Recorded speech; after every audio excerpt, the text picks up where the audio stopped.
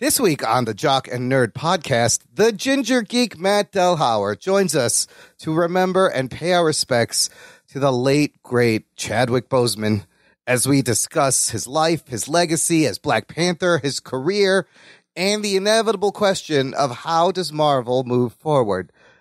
Then Delhauer takes us through a fun look back at 5 years of making fun of comic book movies in our fan favorite series, What the Fuck Happened? We've got clips to share, a spreadsheet full of stats, golden Ruggy Awards to hand out to the worst of the worst, and we'll reveal what movie has the honor of being the 15th What the Fuck Happened.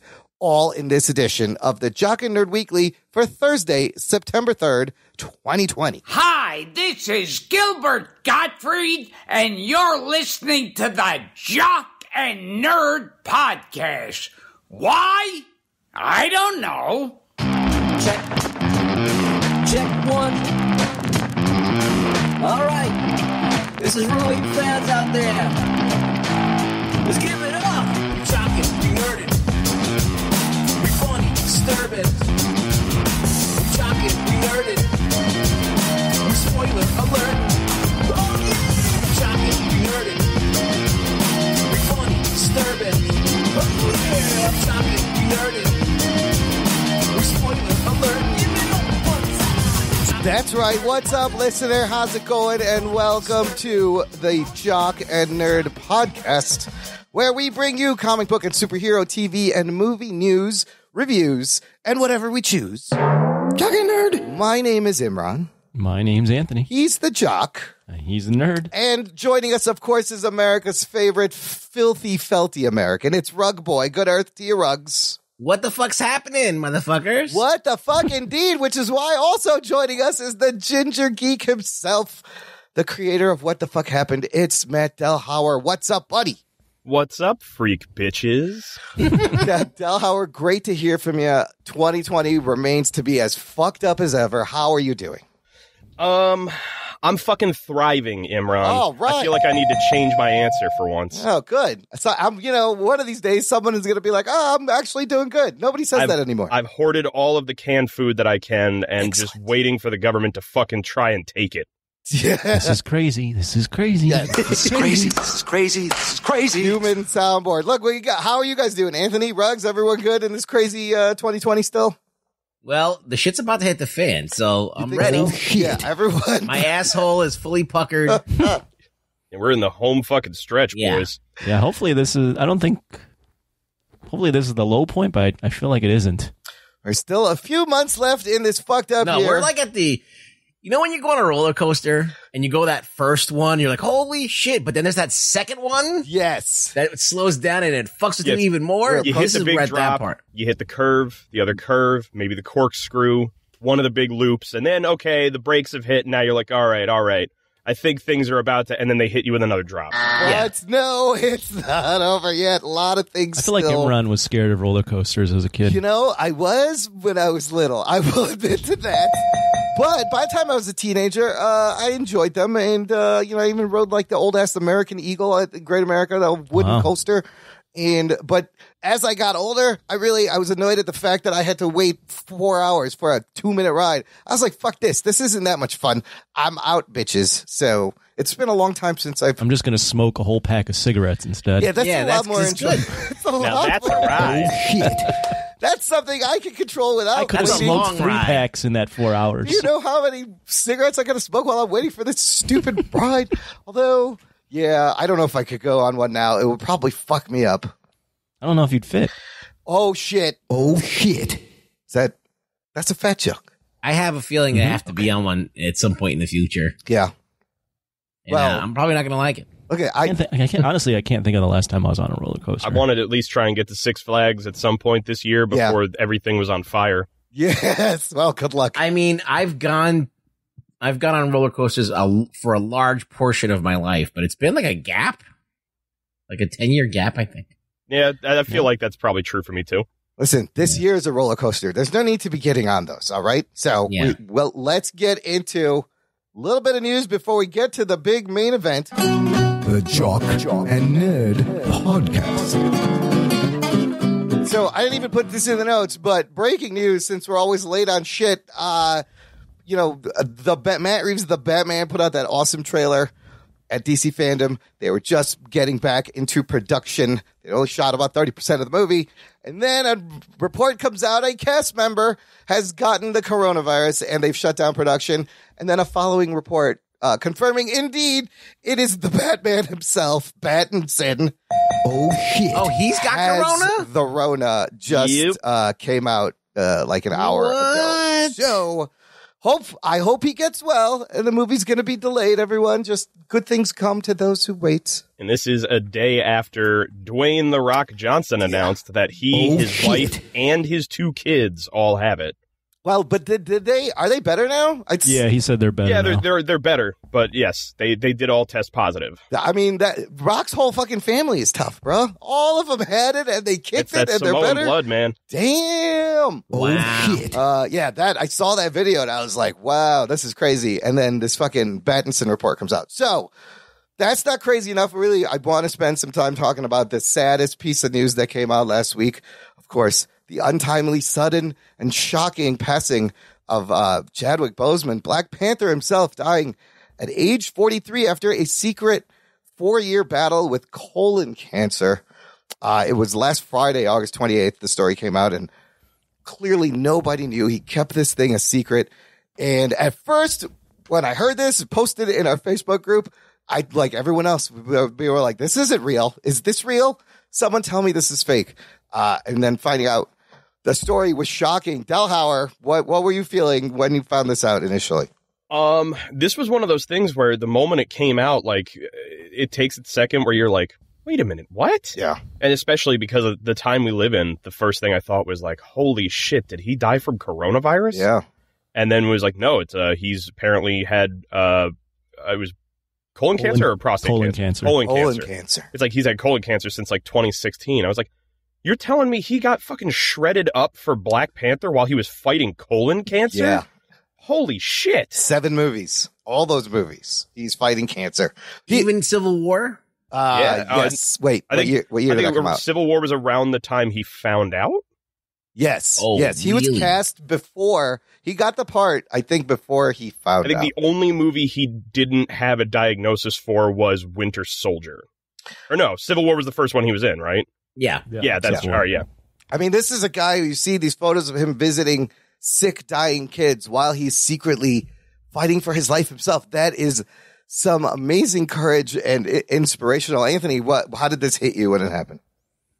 I mean, similar to Matt, I was just like, whoa, wait a minute, what? And then, I mean, it hit me pretty hard. I wouldn't say I cried, but I was like, you know, with the year I've had and then everything that's been going on, I was like, wow, dude, this is crazy. Yeah. This is crazy. We played that one up. I mean, the thing that comes to mind first off is, damn, this guy was fighting colon cancer while filming all these movies.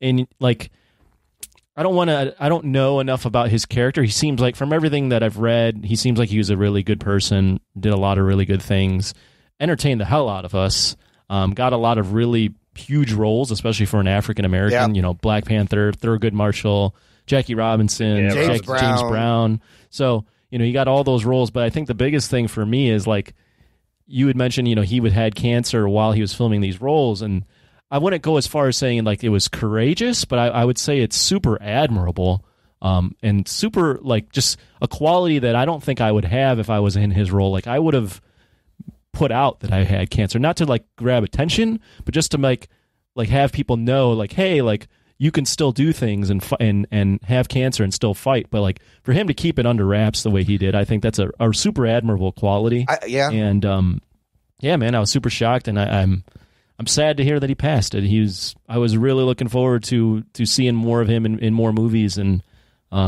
very untimely. Well, we will see more of him. I'm going to go through his career real quick and kind of a couple of his final projects. But Anthony, I can kind of understand why he would hide it, because it, like you said, it would have overshadowed all his art, all his performances, all his movies, his whole career. Now, had that, I'm just surprised that, like, it didn't leak. I know. Like, I don't know how like, he kept it a secret. I wonder if anybody knew about it.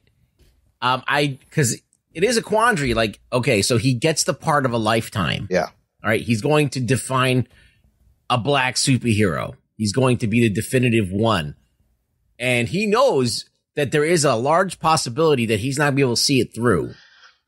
And I think that's a really tough thing for him to like shoulder. I think he got cast before he found out. First of all, no, I'm not saying that. I'm saying that once he never came out with it. Yeah, well, once he got cast, he could have been like, listen, we should start talking about things because I'm, I don't know if I'm able to see this through. It's possible that he had this conversation, but let me just read you this one paragraph from this Hollywood Reporter article I'm going to talk about. But basically, I pulled out this paragraph. It says, a source close to Boseman tells the Hollywood Reporter that the 43-year-old actor who had become noticeably thin in recent months was convinced until about a week before his death that he was going to beat cancer and would be able to gain the weight back for a Black Panther sequel. And that was scheduled to go into production in March. The actor even set to prepare for the new film beginning in September. I know Ryan Coogler was writing this movie. I think he was writing it with Chad. So I honestly think he thought he could beat this, which was another reason to keep it quiet. Because he just thought he could beat it and no one would know and he could just go on. I also think a part of it is that in a similar vein as to what Anthony was saying, there is the fear that there is going to be this cloud that hangs over everything where it's not just, Chadwick Boseman becomes one of the definitive, characters in not only media, but in black representation. But all of that's then going to be like, oh man, look at what he was able to do while he had cancer. Like, it's so admirable that he was doing this while he had cancer. Yes. And it's like, it takes away the impact it's supposed to have. Sure. So I think the impact Black Panther had wouldn't have been as big had everyone known. And look at what he's done with Black Panther, not just showing little black. Why do you say that? Because I think it wouldn't have been focused on the movie and the movement and the moment of this big superhero movie with all black cast, that makes $1 billion. Would have been focused on his cancer? I think so. I think it would have overshadowed some. I would have taken away from the impact. Something like this happened on a very much smaller scale with Spartacus. Oh, Andy Whitfield, the star, and he was like a breakout star out of Australia, and he was like, good looking. He was a good actor for this fucking shitty series. And he was like, I was like, this guy's going to be huge. And he got stomach cancer and he died like in the middle of production. Wow. And they recast and they finished the series. Now the guy they recast was never going to hold a candle to the original guy because he was the guy. Yeah. But they finished the story.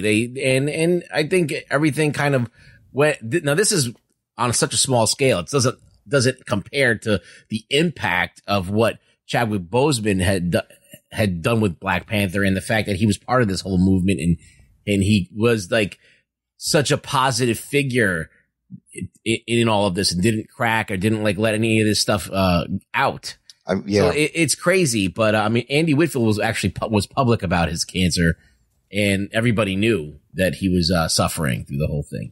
So it was crazy. I think in the end, he wanted his work and his art to speak for itself. Absolutely. And he never wanted anything that had to do with Chadwick Boseman to be the thing that people focused on. He wanted it to be T'Challa and Black Panther or Jackie Robinson or whatever the story he was telling. So what do you think the character needed to be the thing that people connected to?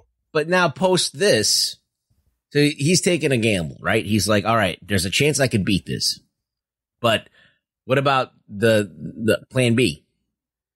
How do I like where do we go from here? Yes, like what's plan B? Like now, like we're all in a quandary. Do we stop this? We've just introduced the world to like this massive thing, and there's so much more of his story to be told. And do we not tell the story? Well, yeah, the inevitable question is how does Marvel move forward? And you have to keep this legacy. Chadwick Boseman definitely left a legacy in terms of Black Panther, in terms of the characters he picked, which we've mentioned. He was great in every movie. So listen, the dude, first of all, I want to get to that question, and we have some comments from our Facebook group, but he was working in television for 10 years. Starting in 2003, he was in CSI, Law and Order. He was in an episode of Fringe. And then in 2013, he does 42 as Jackie Robinson. Anthony, you saw that movie, yeah? I did. I reviewed it on a Corona Binge Report. How was it? His first feature film kind of debut as a lead. I mean, it feels it was okay. he was. It was okay. I was hoping that it would be this great thing. Yeah. It's good. I mean, the story itself right away is gonna hook you because it's a historic story and it's filmed very well. Yeah. But he's okay in that film. I wouldn't say that's his best role. So then he does Draft Day in 2014, and then I watched this movie recently, Get On Up, from 2014, where he plays James Brown, and holy shit, dude, this guy nails James Brown. He becomes, you forget sometimes it's even Chadwick Boseman. The dancing, you could tell he studied it and worked hard, and it's an amazing performance. Has anybody seen Get On Up? Yeah, I've seen it. It's fucking great. The movie's great. The story of James Brown being crazy is great. He does a great job. Then he does Gods of Egypt from 2016. Is that the movie with all the white dudes playing ancient Egyptians? Yes, it is. So he's the only black dude in a movie of ancient Egyptians being played by white dudes. I don't think he's the only. There's a couple. Okay. Then it's just all of the main actors are white. Yes, and they're supposed to be Gods of Egypt. Huh. What do you know? Then 2016, introduction of T'Challa in the Civil War, which I was actually just rewatching his introduction and that whole chase scene with Bucky and Cap and Sam, and holy shit, fuck, it's still so good. And right away, you buy that he's a fucking almost a king, a regal dude. Now, I'm assuming you guys have read a few of the different people talking about the things that they like their retrospectives, like Ryan Coogler and Michael B. Jordan and everybody. Yeah. The fact that Ryan Coogler was talking about how, like, apparently in Civil War, when they were doing the scenes between T'Challa and T'Chaka, Chad was learning another language on set. Oh, yes. Specifically so he could speak as T'Challa in his native tongue. Well, those are all decisions that he helped make. Yeah. He had a lot of input in a lot of the stuff that becomes T'Challa. But yeah, just the fact that they're like, it's like he took maybe an hour while he was on set just kind of learning what his line would be in that language, and then they filmed it. That's amazing. From the guy who played his dad, who like speaks that language in the movie. I think he learned it from him. So now this is where he is been diagnosed with colon cancer. Starting here, 2017, Marshall comes out. Again, another culturally significant figure in history, Thurgood Marshall, with Josh Gad. I have not seen this. I heard it's pretty good. And then 2018, Black Panther, solo movie, makes $1 billion, gets nominated for a Best Picture Oscar. Oh, shit. Black Panther is the role, as much as all those other roles are important for Black. That's the role that sends him into another This is the one that made him a household name, thanks to Disney and Marvel and Ryan Coogler and him. He's at that point he's like an A-list, the top of the A-list stars. Goes on to play T'Challa 2 more times, 4 appearances as T'Challa, Avengers Infinity War, Avengers Endgame, 2019, and then he does 21 Bridges in 2019, which is a movie produced by the Russo brothers, same production company that did Extraction. I just watched that movie the other day. Again, he is good in it, but the script is not good. It kind of falls apart. Yeah, at the end of the movie. It's one of those ones where it's very much a very classic propaganda film. Yes, and it's interesting what's going on now, what that movie's about. And while he's able to really kind of pull off like the Jim Gordon-esque, I'm the cop that's going to get the job done. The good cop. The movie itself is very kind of just derivative of a lot of things. Yeah, they didn't. That end was not good. They didn't know how to end it. And then we just watched him play Stormin' Norman in The Five Bloods. Very small role. Was this because of... And looking pretty skinny in that And role. he's looking gaunt and skinny. And so, is this because of limitations due to illness? They kept his role not very physical. But that's not it. There is another movie coming out on Netflix, either later this year or next year, called Ma Rainey's Black Bottom, where he plays Levy. He's in that. And there is another performance of him as T'Challa in Marvel's animated What If on Disney Plus. Oh, shit. It's the one where What If T'Challa was in the Guardians of the Galaxy. They swap it out with Peter Quill. What if T'Challa had got kidnapped by Yondu and became... really? Yes, that's interesting. That's the one. So that's actually going to be the last performance. So it's going to be really tough kind of watching these last few performances. But we have to get to the inevitable question. How do you move forward?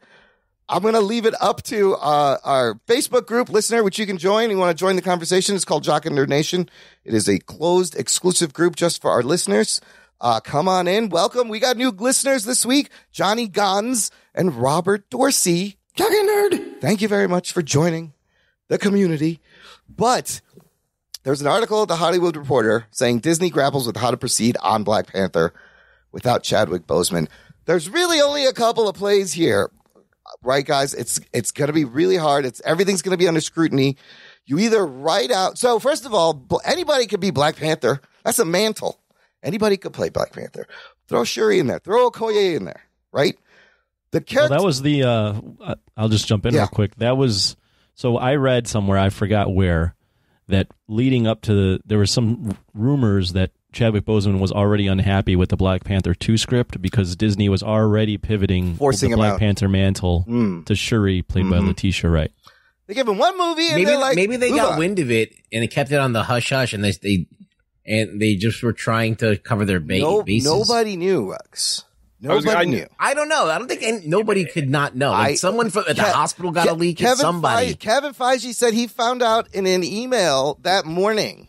He did not know. Nobody knew. I don't know. I don't buy it for a second. A handful of people, from what I could tell. I don't buy it. Knew. I don't buy it. That's something it's so hard to keep secret. Ryan Coogler said he knew about an illness. He didn't say what exactly he knew. I mean, he was losing weight. Yeah, somebody but it could have been for a role. You know, he could have been preparing for a role. But I don't know. Seeing some of the videos that he did, like ones that he was putting on Twitter months ago, like you look at him and it doesn't look like. I mean, granted, yes, you got fucking Christian Bale who will put himself down to like 130 pounds or whatever for a movie, but also no one is as fucking stupid as Christian Bale. That's a good point. But this is what's going to happen. All right, the dude shows up looking sick. All of a sudden, Disney's like, "Oh, we're gonna get some people on this to fucking find out," and they fucking find out. They don't say anything because it's against HIPAA or whatever. Yeah, it's against HIPAA. You can't disclose. So you're saying they send some guys to go poke around? It's their investment. They're protecting their fucking investment. Why would they all of a sudden pivot to Shuri? It makes no sense. No, and I agree that even if it was something along the lines of like they had a private investigator looking into is Chadwick Boseman dying? Because if he is, we should know. Then yeah, it then becomes a thing of if they know, number one, they're not going to suddenly announce to everyone, hey, we just learned that Chadwick Boseman is dying. Right. They're going to keep that on under their own hat because they don't then need to have everyone, getting on their case if they decide, yeah, we think we might wind up moving to somebody else's Black Panther. And then suddenly news stories are saying, oh, Chadwick Boseman not happy with the new script because they want it to be Shuri, or Chadwick Boseman not happy with new script. Maybe they're going to recast?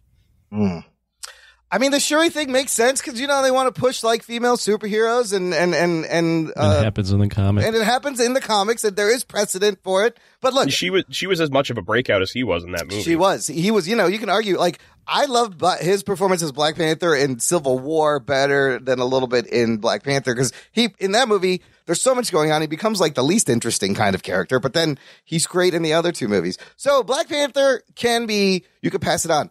My question is, what do you do with T'Challa? The character of T'Challa, just as important and inspiring to people as the Black Panther. Do you write him out of the MCU? Well, you could, because T'Challa, they could do a thing where it's Black Panther in full costume doing something, and then something bad happens, and then he's disintegrated. Okay, so there's a fictional crazy write-out, or do you go realistic write-out and actually have T'Challa get cancer and die? Well, you can't film that. I also think part of the issue that they face is they have basically built Wakanda to be the country that has the technology that can do anything. They would have been able to save him. A man being shot in the spine and paralyzed. They would have been able to save him, so you can't do that one. Yeah, I would have some kind of like unpredictable thing that in the beginning of the movie just opens with him going up against this thing, and then the whole rest of the movie could be about getting that thing that got him. I would say I could recognize that some people may be unhappy if they decide to do like a voice that is an impersonator or something doing some lines. Yeah. But you give an opening in which something's going on, something bad is about to happen, they can't possibly stop it, and it just turns into T'Challa sacrifices himself to make sure that whoever else that is there survives.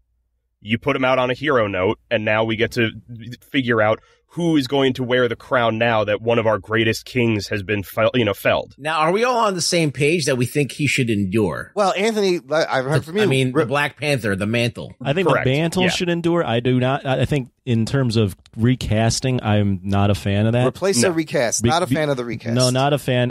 This is a different situation than like Edward Norton or whoever played War Machine before Cheeto. Terrence Howard. Terrence Howard. That was just, they were replaced. They were replaced. This is a guy that died and is like, was moved into icon status right before, right after these movies were filmed. So it's just it's too soon. You're never going to get an audience that isn't going to be vehemently angry at the movie for putting somebody else in the role. I think you could, but just one thing. Eventually you could recast him, but just not right now. Like, because Heath Ledger died. Yes. Joker. Then they recast. They did Jared Leto. That was terrible. But they were able to do it, and people didn't really. Well, weren't up in arms about it. The problem with this situation is that I know that Marvel is planning on a hard reboot soon. Oh, they're going to use some kind of like, cosmic bullshit or the witch. I think they're planting seeds with Multiverse of Madness. Yeah, so there could be a different T'Challa that we follow, or a different Black Panther that we follow. The multiverse, holy shit, that's a way to do it. So I honestly was wondering with the multiverse if they would possibly try and build it that instead they would have a young T'Chaka from a different universe. You could pull a young T'Chaka to be in his 20s to be the Black Panther. Huh. Or you could just pivot and just say it was always a woman, Shuri. So here's what I would kind of like to see, and I think it would honor his legacy and it would be respectful, is initially you do it where you write him out and you pay him tribute in a great way in the movie, and Shuri gets the mantle, or maybe Okoye. It doesn't really matter. So you have that closure of T'Challa, and it's kind of a personal thing with the audience, kind of like, I guess, what they did with Paul Walker in the Fast and the Furious kind of thing, something acknowledging it. And then, yes, but also a lot less really bad CGI face on his brother. No, we don't need that. We don't know floaty faces on other bodies. But then, Anthony, like you said, you do that, and then you wait years, and you find a guy that can carry on the legacy similar to the way Chadwick Boseman did with Black Panther, and you either make him an alternate timeline T'Chaka or the same T'Challa. Or you even do a thing where, I forget what the girl's name that he was in love with in the movie. Played by Lupita Nyong'o. Lupita Nyong'o. You could even do a thing where, like, years later, they'd had a child, just off screen. They'd had one. Oh, she was unexpectedly pregnant, and then you just carry on the mantle with T'Challa Jr. Well, there's also all sorts of like universal time travel fuckery. You could do a ton of things. Yeah. I think we're all in agreement, though. It seems like that you can't recast him this soon. No, not this soon. Not for a while. But there is precedent. But you guys are you all on board for sending him out in a blaze of glory, like via like in the Black Panther costume? Yes. I don't know if. See, I'm kind of like torn on that. I don't know if. I think maybe you even just do a crawl in the beginning, or you sort of like write him out right off. You don't want to see like a life-saving sacrifice moment of Black Panther. We kind of already know he was a life-saving. I mean, we know that he was filming these movies sick. Maybe what about in a flashback? Maybe a flashback. I think you could stitch together old footage from Black Panther, Avengers: Infinity War, and like Carrie Fisher Endgame, and Star Wars, where he's filmed stuff, and then stitch it in there. Yeah. I think my fear is that you could do something like it's a weird balancing act. If you decide to open with like seeing T'Challa die, some people may decide that that's in poor taste. But I also feel like if you just open and like the first scene of Black Panther 2 is T'Challa's funeral, it's like, all right, now this is very on the nose. It's tough, and there's no good way. There's no script on hand how to handle these things. Yeah. Here's some more ideas from our listeners in the Jock and Nerd Nation. Jess Rivera posted this meme that's been going around, and it says, "Dear Marvel writers, you will not recast T'Challa. You will have a memorial at the beginning of the movie. Then you will use the Infinity Stone to bring back Killmonger as a good guy, and he will become the Black Panther. The end." And he says, "Hate it or love it, what say you, nation?" First of all, you guys, what do you think about that? For a second, I was like, what if you could bring Michael B. Jordan as Killmonger, but from another universe, and it's flipped, and he's a good guy? I think that if it's without the Infinity Stones, I like it. But the Infinity Stones, we're done with the Infinity Stones, right? It'd be stupid to just bust them out. So Marcus Savina's comment is, Infinity Stones are gone, but you got the Pym particles in the quantum realm and all this other bullshit. So we're going to pull him out of the quantum? I have no idea. I don't know what I'm saying. Ken Selly says in the comics, Shuri was the Black Panther for a while, then T'Challa died, and she only relinquished the mantle after she resurrected T'Challa after a quest. There is only one person who should be the successor to T'Challa and the new Black Panther. Jordan Radford said, excuse me, if it's not Shuri, then no Black Panther. Paul Mass says Shuri or multiverse Killmonger. Robert Slavinsky said his story isn't over. This is a case where I believe recasting is a smart move. Honestly, I'm sure Marvel already had things planned out to a certain point. You'd have to believe he explained to them what was happening a while ago. I hope they recast, as I would like to see them finish the character's arc on the screen in some way. But Killmonger should not be brought back. See, I don't think they knew. See, like I don't think they knew. My whole way of thinking about this is that I don't disagree with this. I think that you can recast and continue. I don't think we should, but I think you can, because you can really. I mean, Brandon Lee died filming The Crow, and they made another fucking Crow with some French guy. And that was really fucking tough to watch. That's The Crow and not $1 billion Black Panther. But at the end of the day, it's the same thing. I liked that movie. It wasn't like I liked The Crow a lot, and I was like, oh, I got to see the next Crow. But I mean, it does fall into a difference in The Crow. The movie ended with him dying, so there was no second story for the character. Right. Which you could then okay, we'll just have some other guy play a different version of it, blah, blah, blah, blah. With Black Panther, it's we now have just this other guy who's saying he's T'Challa and living the life of T'Challa. If enough time passes, you can do it like Christopher Reeve. Like, Christopher Reeves was like the Superman, right? Yep. He was like, not only that, but he was like the first successful superhero. He was the icon of comics coming to life. Mm-hmm.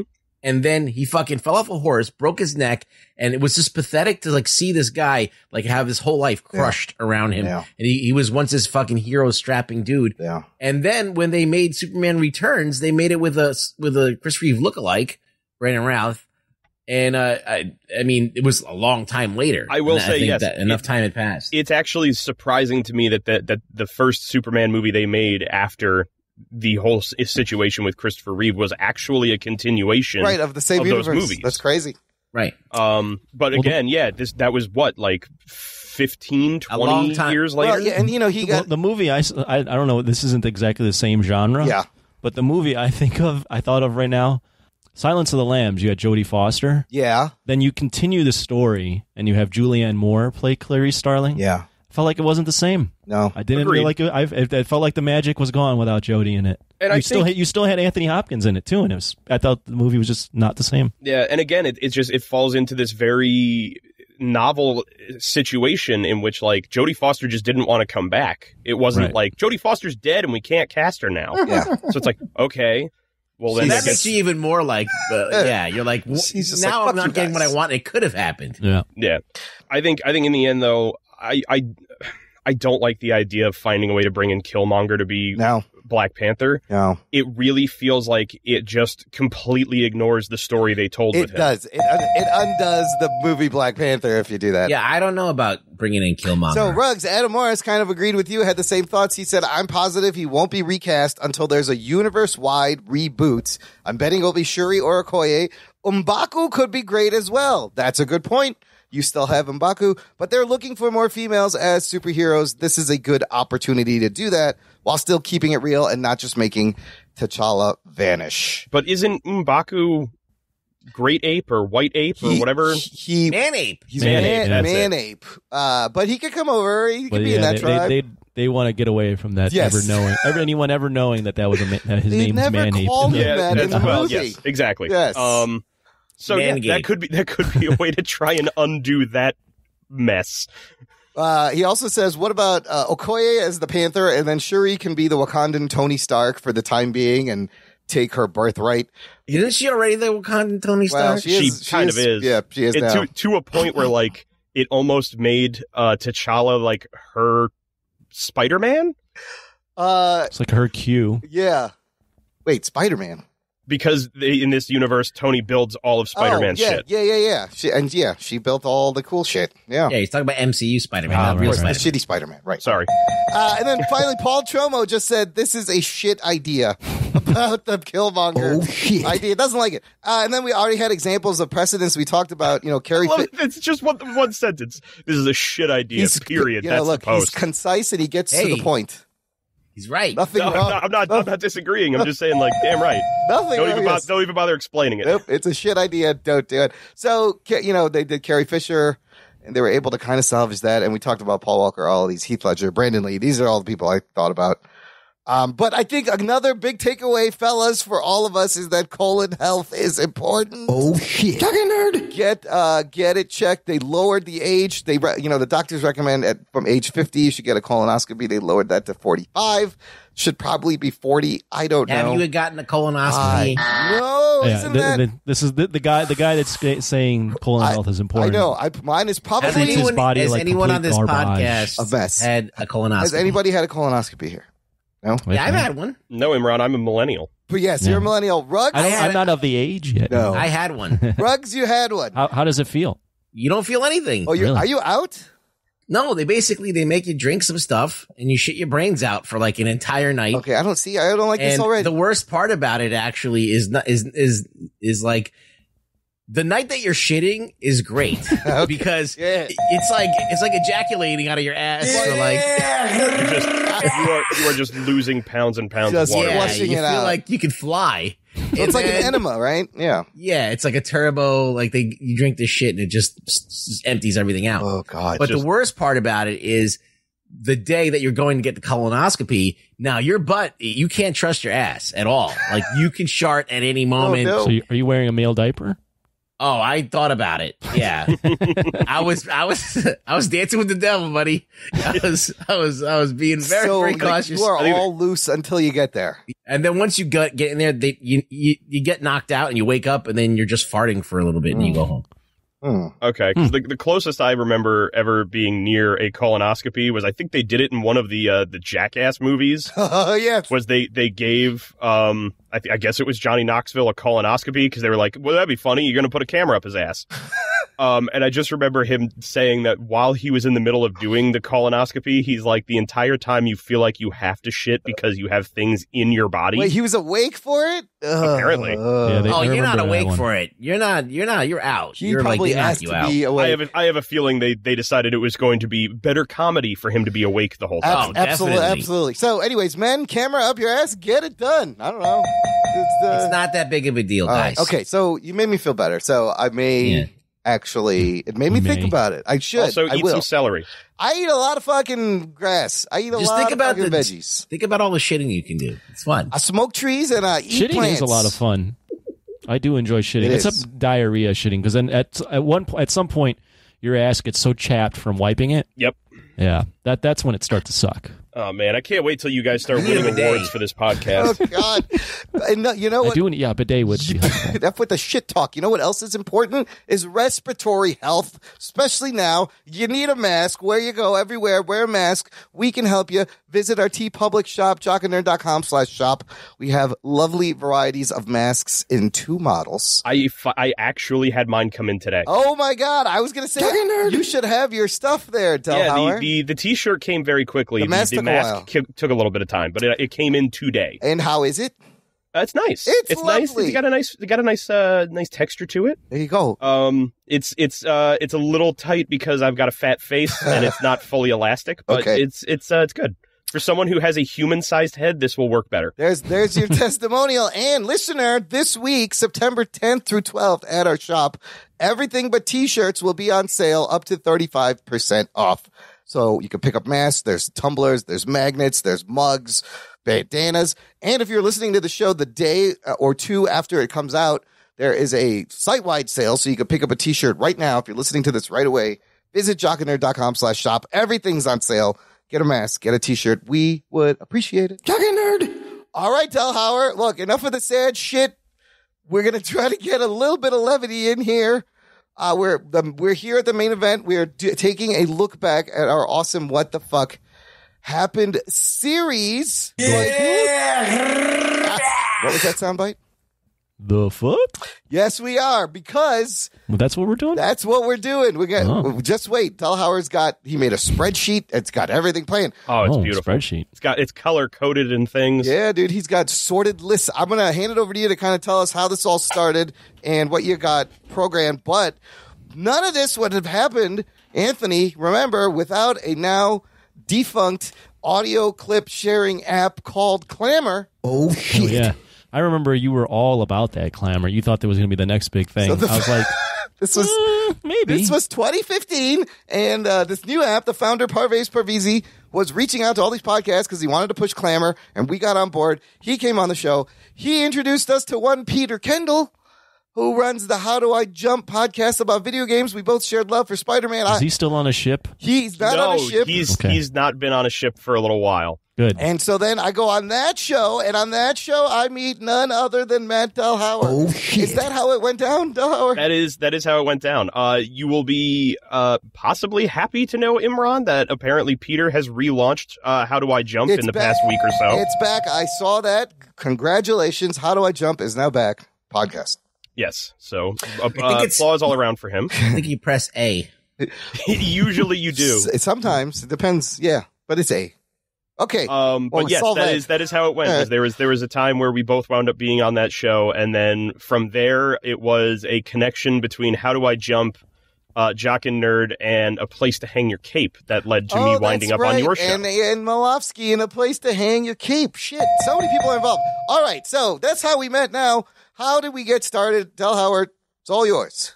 Okay, so I figured that since we're facing down the barrel of 5 years, as I so eloquently put it in my little call-out this past month, we could take a look back at some of our highlights and lowlights of the best of the worst things we've ever had to watch, and just kind of have fun reminiscing, and maybe we'll play a few games, a couple guessing games. We'll hand out some awards to some of the worst things we've ever done. Golden Ruggies will be coming out. And we'll just spend some time really just jacking off to ourselves. But then, that's my favorite thing. We will. Yeah, nothing like a podcast where you just whack off the entire time. It's 2020. What else are we going to do? Celebrate yourself. Listen, but we will reveal at the end of all this what number 15, What the Fuck Happened yes, will be. The end of this episode, we will finally let you know what the number 15, the 5-year anniversary show of What the Fuck Happened will be.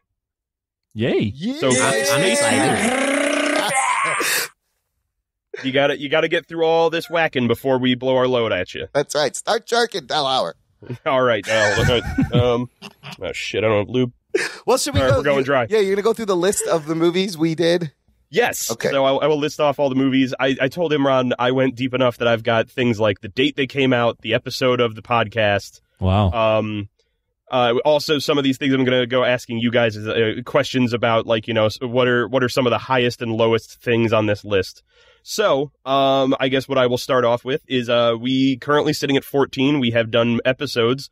While not what the fuck in name, it all started with Spider-Man 3 back in 2015. We then moved on and we did the 2015 version of Fantastic Four. We covered Batman and Robin. We then moved on to Green Lantern and started our coveted and most loved Ryan Reynolds trilogy. Amazing. That continued on into R.I.P.D. and X-Men Origins Wolverine. We did Daredevil from 2003, I think it was. Yep. Howard the Duck, which was our first ever requested episode. Followed by Masters of the Universe, our second ever requested episode, and the only episode we've ever done to have someone from outside the podcast. Adam Morris. Adam Morris joined us for that one. We did Catwoman with Halle Berry from 2004. We did Ghost Rider with our wonderful friend Nick Cage. We couldn't get him on the show. I blame Imran. He's busy. We then moved on to Amazing Spider-Man 2, which I apparently all the way back at Spider-Man 3 said I would never watch. We took a quick break from the standard comic book movie area and went to Alien 3 because I just really love how unbelievably stupid the backstory of that movie is. And we finally wrapped it up a couple months ago with The Dark Knight Rises, which we had been teasing for quite some time. Ooh. The fire rises. Exactly. All based on your amazing skill that we kind of discovered is that you are the most and co-opted and used to do some of our most downloaded episodes, but your skill of just a sarcastic recap of the movie and the analysis. Thanks for doing all this work, Delhauer. It's such a great series. Hey, man, it gives me a reason to have people hear me, and I can finally just tell people I'm great, and they'll have to believe me. Let me throw a curveball here. Do it. Okay. Does anybody know? I don't even know the answer to this. So, Does anybody know which episodes all of us that are on here right now? Matt Delhauer has all these stats. Yes, I do. Oh, he does? He's going to break them down right now. Oh, shit. All right. Because I have this question to pose first. He has a spreadsheet, people. I have oh, God. I can't see the spreadsheet. I've been spending over a month on this. I don't remember if I've been on what shows I've been on. Here's the question I have for you. Okay. Who has been in more episodes of What the Fuck Happened? Is it Anthony or is it Rugboy? Oh, Rugboy. So Anthony, notoriously for always missing the What the Fuck Happened episodes. Mm-hmm. I would have to imagine it is Rugboy also. I can't remember how many I've been on. I know it's more than 3. Yes, it is more than 3. The answer is Anthony. Oh, wow. What are Anthony the numbers? has appeared in 9 out of 14 episodes, while Rugboy has only been in 8 out of 14 episodes. You beat me by 1. And that's specifically because Rugboy did not show up until we did Green Lantern. Wow. I'm pumped. No shit. Yeah, me too. Yeah. Yes, Anthony. Wow. Anthony did the first 4 of Spider-Man, Fantastic Four, Batman and Robin, and Green Lantern. Your first one you ever sat out was R.I.P.D. Still haven't seen that movie. Don't blame you. Yes. And then we kind of had this situation where you and Rugboy like flipped back and forth for a while. That was planned. Because he was on R.I.P.D., then you did Wolverine. Yeah. You also did Daredevil with us. Yeah. But then he was on Howard the Duck and Masters of the Universe. Have never seen either of those movies to this day. Still. I understand that. I wish I had that feeling. But you came back for Catwoman. Great movie. Had to. Yeah, of course you had to. And then you sat out Ghost Rider. Yeah. Haven't seen that movie either. You also sat out Amazing Spider-Man 2.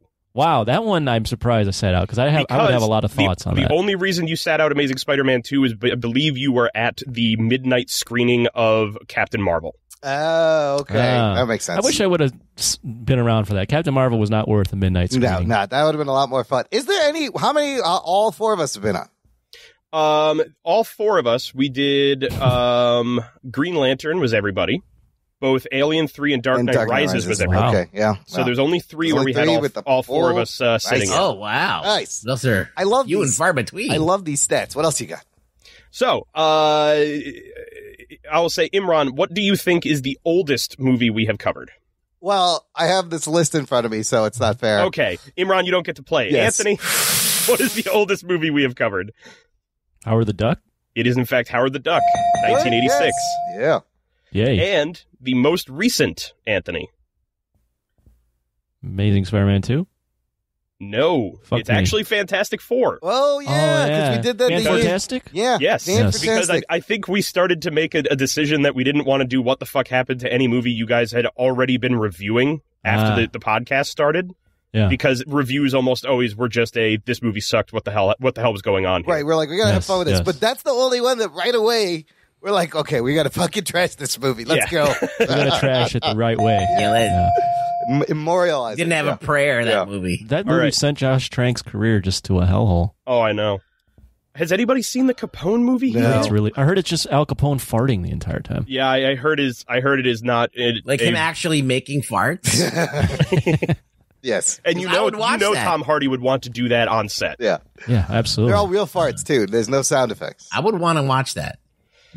Rugboy. Yes. All right. So there are 3 What the Fuck Happened episodes that have reached the top 10 most downloaded episodes of this podcast. Ooh. Oh, shit. How does he know this? You shared this? I told him. Yes. I got this from Imran. Yeah. Okay. That's pretty impressive, though. Can you name one, if not all 3 of them? Fan-Fortastic has got to be 1. Okay. You can name 2 more. Oh, Jesus. I'm going to say, Jesus. It's got to be Spider-Man 3. And your Batman and Robin. And your third pick. And Batman and Robin, he said. Okay. Anthony, what are your 3 picks for this? I'm going to go with... I'll go with Fantastic Four. Okay. Spider-Man 3, X-Men Origins Wolverine. Okay. You both have gotten 1 correct. Oh. Yay. And it's the 2 that neither of you agreed on. The top 3 most downloaded episodes of What the Fuck Happened are number 1, Green Lantern. Yeah. Oh, shit. Yeah. Fuck me. I was surprised. Number 2 was X-Men Origins Wolverine, and number 3 was Batman and Robin. Oh. Wow. Yeah, I was surprised that Green Lantern is up there. I was like, wow. When you're dealing with like just complete shit, you have to just to figure out like what do people like to hate on the most? Yeah, what is the shit people want to hear you talk about? Yeah, it's instant. There's no question. You're like, oh, I'm going to listen to that. Green Lantern. I was going to say Catwoman, but like, I honestly thought Catwoman was going to be one of them. That movie gives me a headache. Well, some of the ones, instead of just playing a guessing game the whole time, I will let you know. When we were recording The Dark Knight Rises, I kept making reference that it was going to be the longest episode that we ever did. I was incorrect. Oh. The longest episode of What the Fuck Happened was Fantastic Four. Oh, shit. That clocked in at 2 hours and 48 minutes long. Oh, shit. Wow. And it's only 3 minutes longer than Dark Knight Rises. Hey, we really fucking hated that movie right away. Wow. It's amazing. I think it's because Fantastic Four and Dark Knight Rises were the 2 movies where I basically did a scene-for-scene recap of the entire movie. Dark Knight Rises was a long one. It was a long one. It was the only one that we ever had to break in the middle of the recap. In the middle of, how long. So many things happened in that movie, it's unnecessary.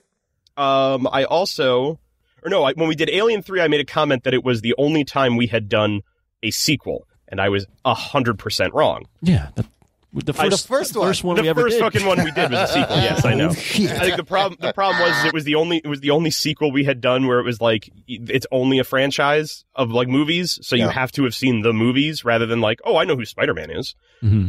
So I now offer up how many original movies, how many sequels, and how many prequels do you all think we have covered?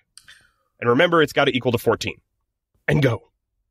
Wait, what do you mean? Original? You want me to do math? No, I'm fucking with you guys. Absolutely, I'm fucking with you. All I'm going to ask is do you think... What? It's fun. Literally the only question I have... My brain just exploded. I feel like burnt toast is coming out of my ears. What? The question actually is going to be, have we done more originals, sequels, or prequels? Oh, that's a good question. Originals, sequels, or prequels? I'm going to vote... I feel like we've done sequels. Yeah, I'm going to vote sequels. Rugs? Yeah. Okay. Everyone says sequels. Yes. And it is close, but no, it's actually been original movies. We have done 8 original and or origin films outside of X-Men Origins, which I counted as a prequel, and 5 sequels, and then X-Men Origins was our only prequel. Yeah, the first movies sometimes are really bad. Well, you have like Howard the Duck and Masters of the Universe in there, so it's going to throw it off. Yeah. I think the last couple that I have to throw out there, I'll do as individual ones. Anthony. Yes. What do you think is the lowest rated movie we have done from the Rotten Tomatoes tomato meter? Masters of the Universe? No, it is close. But it's actually a trick question. You could have said either of these and been right. Fantastic Four. That was my first thought. And Catwoman. Yes. Are both ranked 9%. 9? On the critics' tomato meter. Wow. Those are bad movies. And they are also both the lowest on the audience score because they both have 18% in the audience tomato meter. Wow. What was Masters of the Universe out of curiosity? Masters of the Universe was 17%. Wow. Double. Wow. The one with Dolph Lundgren? That is the one with Dolph Lundgren. And Gwildor. Okay, cool. I'm Gwildor. I was going to say, I think the second lowest was Batman and Robin at 11. Yeah, that makes sense. That's what I think, yeah. And last one I have, Rugboy. Mm-hmm. Which movie that we covered do you think accrued the least amount of money in its worldwide box office? Ooh, let me think about this. It's gotta be either Masters of the Universe or Alien 3? I don't know.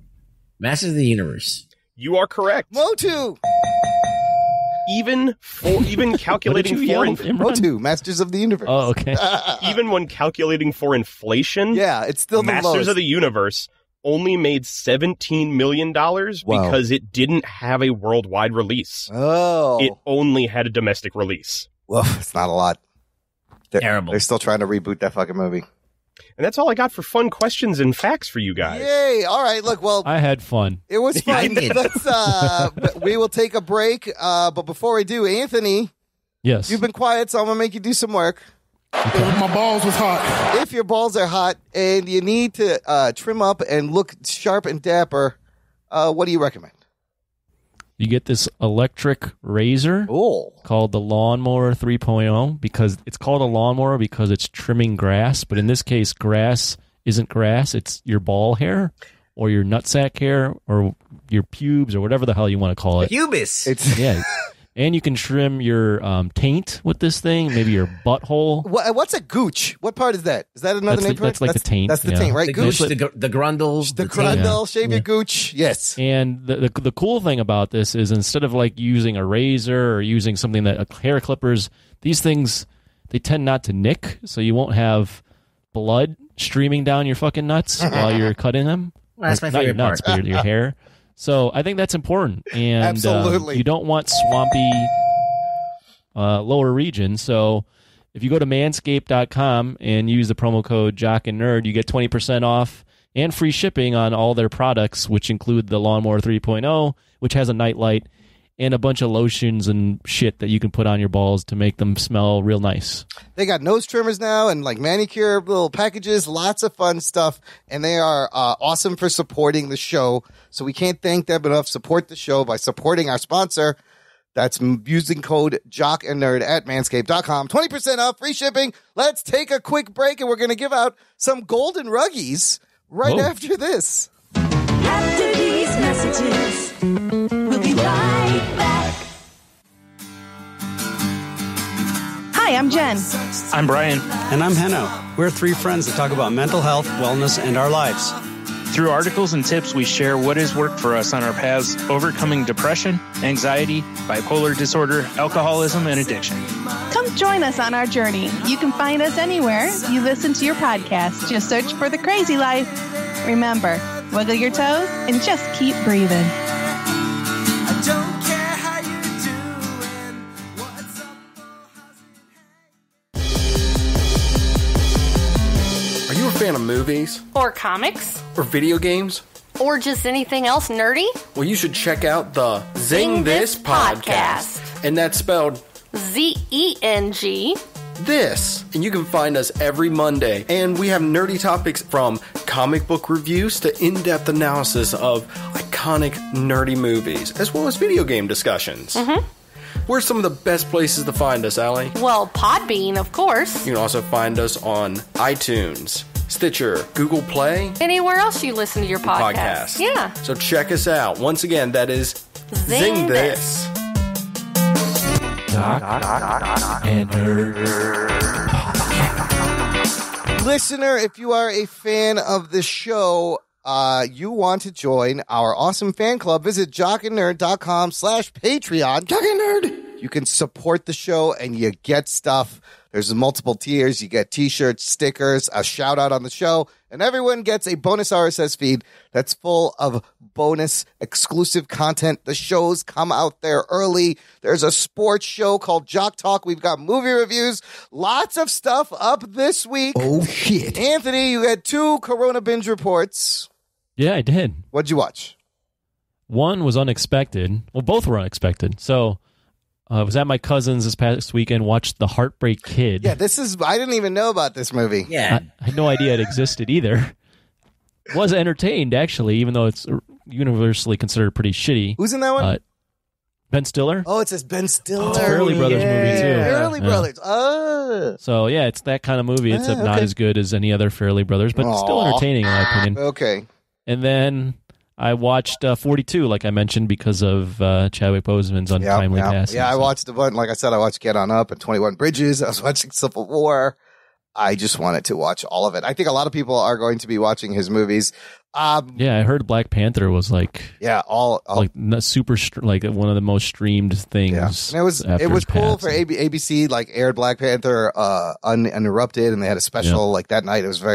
That was very cool. And then me and Ruggs did a joint Corona binge report on Bill and Ted Face the Music. Oh, shit. Delhauer, I noticed on Facebook you just saw this movie at the drive-in. Yes. That's awesome. How was that experience?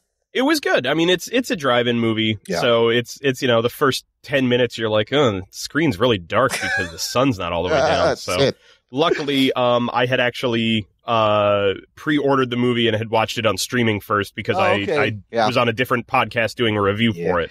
Yay or nay? What is your quick thoughts? Oh, I very much enjoyed it.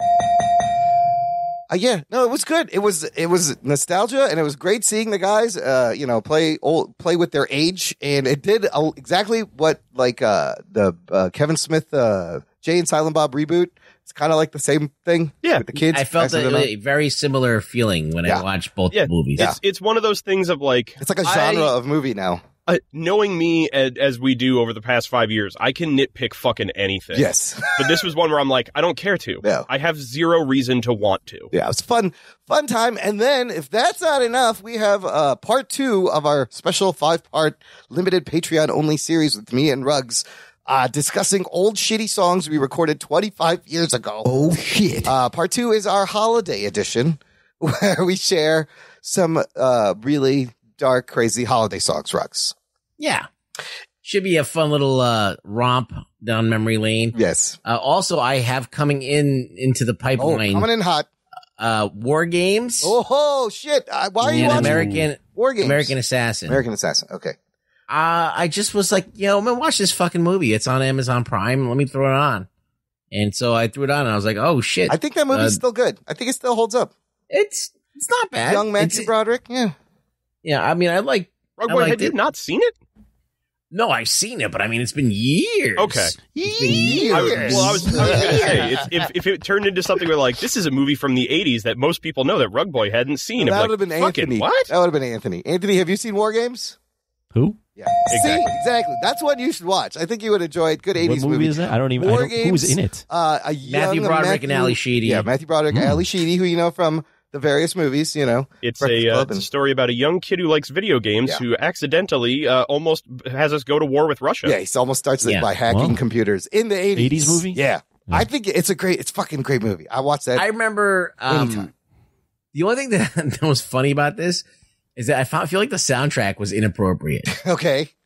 It just seemed like too happy of a soundtrack for this. It's like a serious movie. We're gonna go to war with Russia. It's literally the idea of we are on the brink of nuclear war, but it's also just like this poppy synth and soundtrack. Kenny Loggins comes in singing, or some shit. Well, it just sounds like the Othos theme from Superman. Oh, Superman. No, what's his name? The guy the guy that's Lex Luthor's henchman in it. Fuck. Shit. His name was I know what you mean. Who is the other guy? What's Ned Beatty? You know how whenever Ned he's Beatty. on, whenever Ned Beatty's on screen, it's like a funny sounding soundtrack. It's got almost like this cartoonish soundtrack to it because he's such an oaf. Yeah, and there is parts of the soundtrack that sound like cartoony like that. And I was like, really? That doesn't really make sense. But other than that, I think it's actually pretty decent. And then American Assassin, which is Michael Keaton's in it, and I'd watch it because he was in it, and he did not. Otis. The character's name was Otis. Sorry, I said Otho. You said that. Otis is from Beetlejuice. Anyways, all that shit on our Patreon, jockandnerd.com/Patreon. Sign up today. Jock and Nerd. Delhauer, let's get to this. We pulled some clips. You also did all the work for that. Thank you very much. Well, now you can't say all the work. Okay. I gave you the exact timestamps. Oh, yeah, that's the word of the episode. I'm not listening. And the references to what it was, but I had to have you pull it because I can't download your episodes and edit them. You can though. Anybody can. How did you come across these? I can download them. Yeah. I can't then put them into an editing software. Why not? Because I can't manipulate the file. It's an MP3 file. Yes, no. When you download it through a podcast app, you should be able to get a file stuck on your device that you can then go get. No, you should. It's in the app. I like that you're yelling at Imran. I always enjoy when Imran gets scolded. So this is good. Anyways, you did both. I'm more interested in how you selected these clips. Why? How did these come about? So okay, when I say that I dedicated over a month to this means that I literally listened to every single episode that we have done. Oh, shit. Oh, wow. And in doing so, I was taking notes of what I personally found to be some of the funniest moments that we have had in the show. Okay. And yes, I made sure that they were not all just my funniest moments. All right. Set up the first one, Del. So the first one, all the way back in 2015 when we did Fantastic Four, there was a moment in that movie that we all were very adamant about finding to be one of the worst things we had dealt with at that point. And that was the instance in which they launch a monkey into what should have been Dimension X, they referred to as Planet Zero. And the CGI was not up to snuff. So finally, the machine is built, and it is now working, as far as we know. So they have to test the machine in front of the board of directors, which, first off, they decide they're going to send a monkey through. Oh, right. This monkey was creepy. Which I want to know, how much money did they spend on the CGI monkey? Yeah. Because obviously it wasn't enough. No, this monkey was very creepy looking. That monkey was creepy, I do remember. Yes. So I feel like that was one of the first instances that we had where it was kind of the rapport that we tended to have when talking about the movies. Because it was the first episode that we put the name on, and at that point I wasn't sure, like, was I just going to do a full read-through of things and then we'd talk about it? So I really liked the fact that we had this kind of like, oh yeah, we'll take a hot minute and just make fun of the CGI in this movie. You have to. We were developing our thing, yeah. Our chemistry. Yeah. Exactly. And I feel like the chemistry was even better off in the next one from Batman and Robin, where we decided to take the moment in the movie in which Robin is doing his laundry and he's doing it with karate and created our own headcanon that doing karate to do laundry was just a way that Bruce Wayne tricked Robin into doing his laundry by claiming it was a training simulator. The other thing that I love is her introduction when she first shows up. It starts off with Dick doing his laundry, and the way he does his laundry is with karate.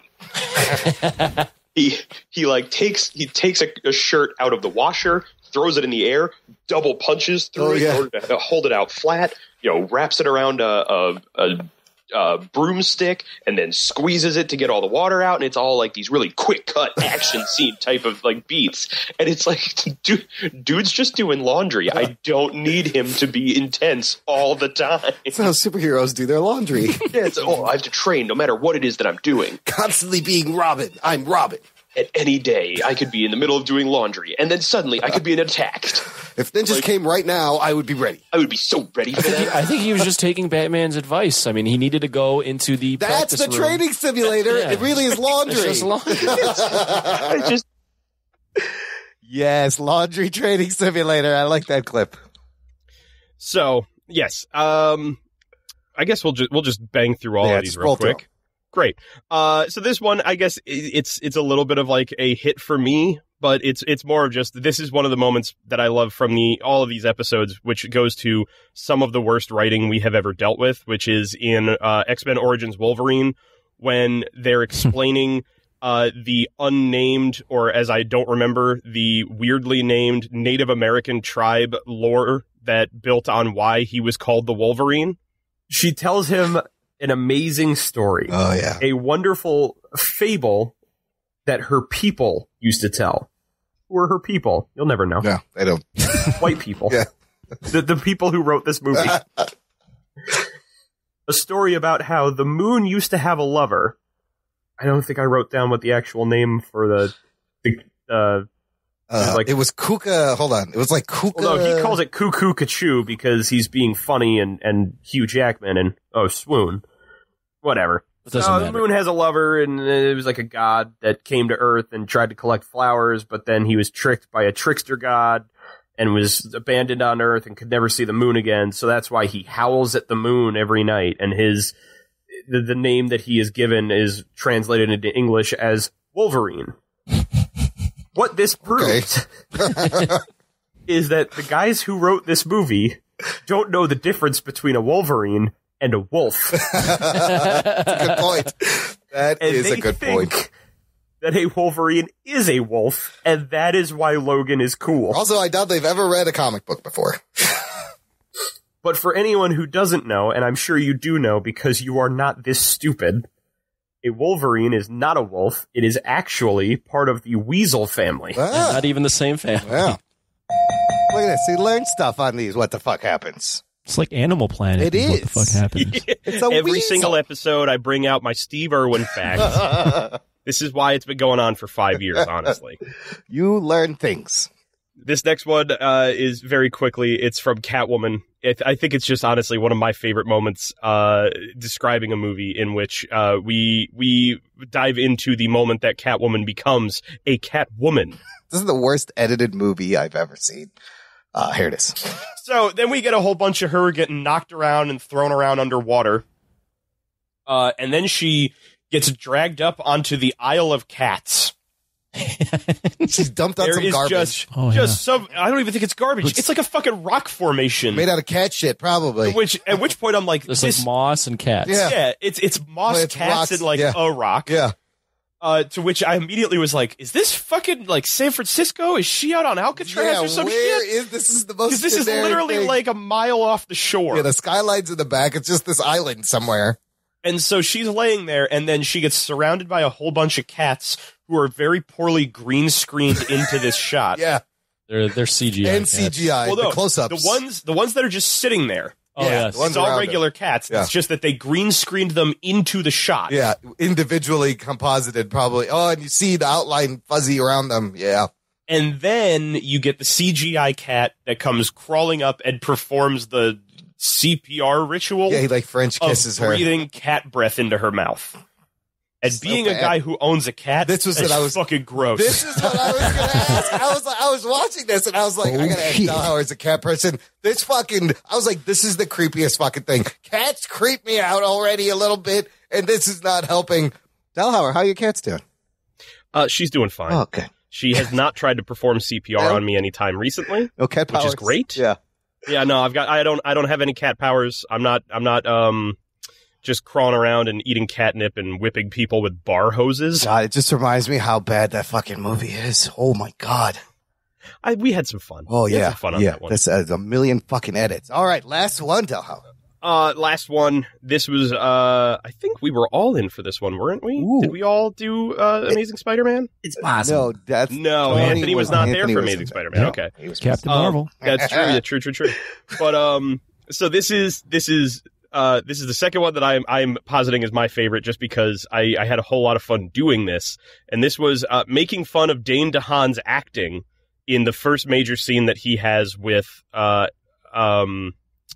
Andrew Garfield. Thank you. Yes. We got it at the same time.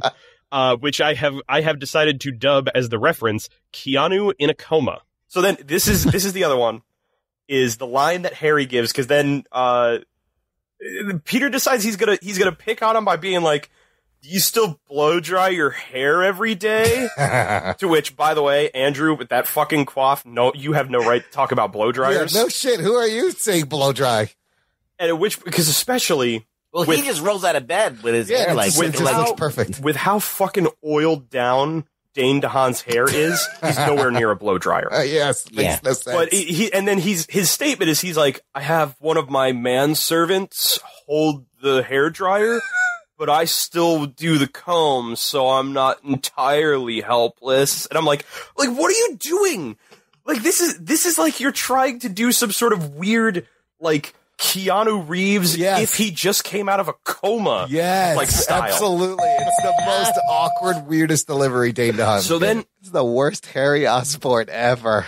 Honestly, terrible. I can't tell where the clips end and Imran starts talking. No, and I realized that was one of the things is like we don't have like the Jock and Nerd thing after all of them. So That's I'm like, my fault. I'm like, oh shit, like, because at the points when I hear like people laughing, I'm like, is that in the clip or are people laughing at the clip? I don't that's even know. That's what happened. I laughed during the clip, and I was like, wait a minute, this is now confusing if I'm laughing. It's so meta. Live or in the clip? Oh man, and it sent me through a whirl. I was like, should I be talking? So I know. Am I talking to my past self? We didn't. I like that we're confusing our listeners and making them crazy. Listen, the sound quality With our is so professionalism. good. Just maybe I'll go back and cut one of those. No, I'm not going to do that. No, you should leave it the way it is. Because It's fine. I'm equally confused on who's talking and what's going on. You have to leave that. You have to leave the confusing aspect of it, and then this 2-minute conversation about how confusing our episode is. That's great. Oh, I'm sure it was. You can follow along. It's fine. Just we meant to do this. It's completely planned. We planned all of this. This is what happens when Imran thinks he doesn't have to actually do any work on a regular episode. God damn it! I was all ready to just sit back and relax and enjoy. All right, Delhauer, here it is. The categories, the nominees. Let's give out some golden Ruggies. All right. Geek. Oh, wait, did somebody just do Austin Powers? Yeah, that was. Smoking a pancake? Yeah. We're going to go ahead and we're going to start, because now that you guys have this in front of you, which means you have the ability to see what I'm offering up. We're going to go right to left, because I started off when I was writing this with what is essentially... No, I'm not. For the listener, he's talking about the master spreadsheet. Yes, correct. Which is an amazing piece of I've never seen a spreadsheet before, so this is interesting. Oh, yeah. Especially a master spreadsheet. Anytime I've heard about spreading on sheets, man, I had to clear my history. Didn't look like this. So anyway. Wait a minute. What? Is there nudity in this? Is this boobs? Click on if you go to page 2. It's a tab. Okay. Why do I have the taste of salt all of a sudden? What's going on? The taste of taint. So what we're going to do is we're going to go categories right to left, because the one all the way on the left is the one I wanted to end with, because it's essentially like our best picture, but it's worst picture ultimately. So starting off, our first category will be the worst source material offender out of the following 5 categories. And the ones we have up for it are 2015's Fantastic Four, Batman and Robin, X-Men Origins Wolverine, Catwoman, and Ghost Rider. Wow. I now leave it up for us to try and decide amongst ourselves what we all agree. Quick discussion. What's the worst film? Worst source material offender. Which of these movies took the source material and which one of them basically gave the middle finger to the comics and said, fuck you, we're doing our own thing? This is hard, because those 5 are great picks. Okay, let's look one at a time. Fantastic Four, to its credit, does have them doing the stretchy powers and the... Wait, we're going to do these one at a time? I'm just saying, I'm just trying to figure out what's the worst. Or are you thinking out loud? I'm thinking out loud. All right, Imran, think to yourself. Okay, sorry. Yes, please we'll leave you last. All right. And I'm going to go to Anthony. Which of these 5 would you say is the worst source material offender? Correct. Catwoman. Catwoman. I mean, that's not even close. That's a good point. Yeah, I was going to say the same thing. Yeah, honestly, that was an easy one, I think. I agree with you, because Imran, you still want to talk through your thoughts and waste everyone's fucking time? I'm just going to agree with everyone. Make this into a fucking 4-hour episode. Say Catwoman, because it was not a movie. He was going to go down the list and go through all 5 and talk through let's break down a pro and con on each one. I mean, this one's a clear, easy decision, because Catwoman wasn't even invented as a brand new character that had nothing to do with the comics. Yeah, it was not someone who became Catwoman. It was someone who literally became a Catwoman. Oh, shit. Yeah, it's nothing that was connected to. It wasn't Selena Kyle. It wasn't anything that had to do with being a cat burglar. It had she had magical powers that she got from kissing a cat, and they didn't even say if it was Gotham or not. It was just a city. Yeah, Catwoman wins the Golden Ruggy for worst source material offender. Great, gourd. She gets the gourd. Is there like a sound effect for the Ruggy? It's this. Get the fuck out of here. All right. Good enough. Next up, we have the worst villain of the following 5, which includes Venom in Spider-Man 3. The undead version of Kevin Bacon from R.I.P.D. Anthony, I understand why you might not vote for it. Mm-hmm. The space demon Overlord from Howard the Duck. I'm sorry that I really put this one up against you, Anthony. Mm-hmm. Blackheart, and I'm going to include his boys, the boys from Ghost Rider, as well as Electro in The Amazing Spider-Man 2. Unlike Imran, who can't sit anything out, I'm going to sit this one out because I've not seen 3 of these 5 nominees. Okay, understandable. So I'm going to go to Rugboy. Rugboy, how are you going to suss this one out? Electro. Okay. Electro, really? Because you have a fucking Oscar-winning actor that had a lot of influence and a lot of screen time. Yeah. And so you're being subjected to this terrible character for a lot of the movie. So I'm going to go with Electro. It's my birthday. Time to light my candle. Yeah, it's not a bad way to look at it. There's so much about his character that we follow, but he really has zero input into the story. Yeah. He has absolutely no stakes in what he's doing. And in the end, it's literally just like, well, everybody hated me, my life sucked, and then I got powers, and then everyone hated me for having powers, so now I want to kill Spider-Man? Yes. Makes ton of sense. I agree. I would say the only other one that I would possibly fight for would be maybe Blackheart, just because they had to invent a way to kill him, and it didn't even make sense in the length of the story. That like they had to give him souls so they could burn the souls out of him, but at that point it's not hurting him, it's only hurting the souls. He was a very stupid villain. It's why I gave him the Boyz, because if it was just Blackheart, he's not even like a character. Yeah, he's barely in the movie. Yeah. I wanted to say Space Demon Overlord, just because that movie is so bad and hilarious. It is, and that looks is bad, but I mean, the whole movie is bad. The whole movie is bad. No, that's true. He is only but a part of a lot of the terrible things that come across in that. So who's the winner? We're going to give it to Electro then. Electro wins. I win. Get the fuck out of here. Get the fuck out of here, Electro. Also, because I don't care to fight on any of these, I'm perfecly happy. Like I made the category, but I'm like, I don't care if any of these win or not. They're all here because they all suck. Yeah. We are now moving on to the weirdest acting choice made by someone in the following films. I also gave the choice itself, which included Proctor, played by what was her name from Weeds? Oh, Mary Louise Parker. Thank you. Yeah. Proctor, played by Mary Louise Parker, biting people's beards in R.I.P.D. If anybody remembers that little moment. I don't remember that. There is a point towards the end when she's flirting with Jeff Bridges. Yeah. Because apparently their characters have a sexual history. When she bites his beard. And to show that she's into him, she bites his beard. That's weird. And walks away. Yeah, that's weird. That's gross. Yeah, that's weird. Yeah. Number 2, Bullseye as a character in general from Daredevil. Yes. Good pick. Definitely. Yeah. All around. Absolutely. Number 3 was Johnny Blaze drinking jelly beans out of a martini glass. Fuck yeah, Nick Cage in Ghost needs Rider. to be But in that's this. like a Nick Cage. You expect that with Nick Cage, like stupid shit like that. True. Beyond that, I said there's the moment in Amazing Spider-Man 2 when Peter goes climbing off the ledge of a bridge while talking to Harry for no reason. Oh yeah, where he's like hanging off the side. Yes. Yeah. And finally, Talia's abrupt death scene at the end of The Dark Knight Rises. That was the worst. That's pretty terrible. The worst. But it's not weird. It's just really bad. Right away, weirdest acting choice, Nick Cage all day long for me. His pointing, his drinking jelly beans, the whole fucking thing is weird. I love it. There is a lot of that character you can tell is literally just Nick Cage wanted to see if someone would say no. Yeah, nobody does. Like, I guarantee you his obsession with the Carpenters was just Nick Cage. Oh, yeah, I forgot they used that. Or, like, I only watch funny monkey movies. That's Nick Cage. So much pointing in that movie. I feel like you can make an argument for Bullseye, but I think that Nick Cage, when you're going into anything with a weird category, he's got to win. Like, he's a lock, right? Yeah, I would say he's pretty much dead on for that. Yeah. We're giving it to him. Get the fuck out of here. Johnny Blaze and Ghost Rider. Get the fuck out of here. Get the fuck out of here. Okay. We're now moving on to the worst special effects in the following movies, which included all of Planet Zero in Fantastic Four. Was it that bad? I barely remember it. Yeah, it was pretty I mean, especially when they did the final fight scene, where it's just very blatantly 4 people standing in a green screen. Right, yeah. The wobbly ice effect from Batman and Robin. Great. When it was the really bad resin work that they did.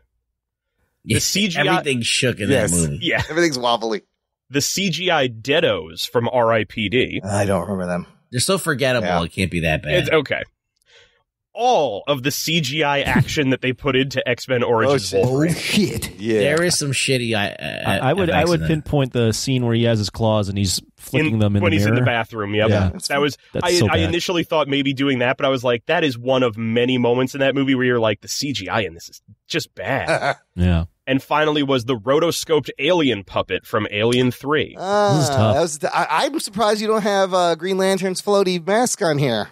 Oh, well, that's because I have something down the line. Oh, something better. I mean, Wobbly Ice, Batman and Robin, that one jumps out for me. I'm trying to think like Rugs, because you can forgive bad CGI the earlier the movie was made, right? Yeah. But that rotoscoped alien is so fucking bad. That was the 2000s.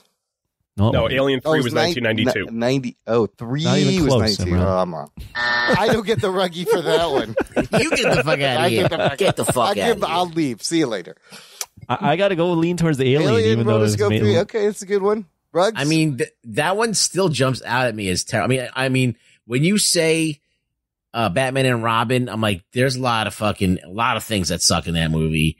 And Alien, one of the things that makes it really bad is that the CG is really bad. Like, it makes the movie worse. Yeah.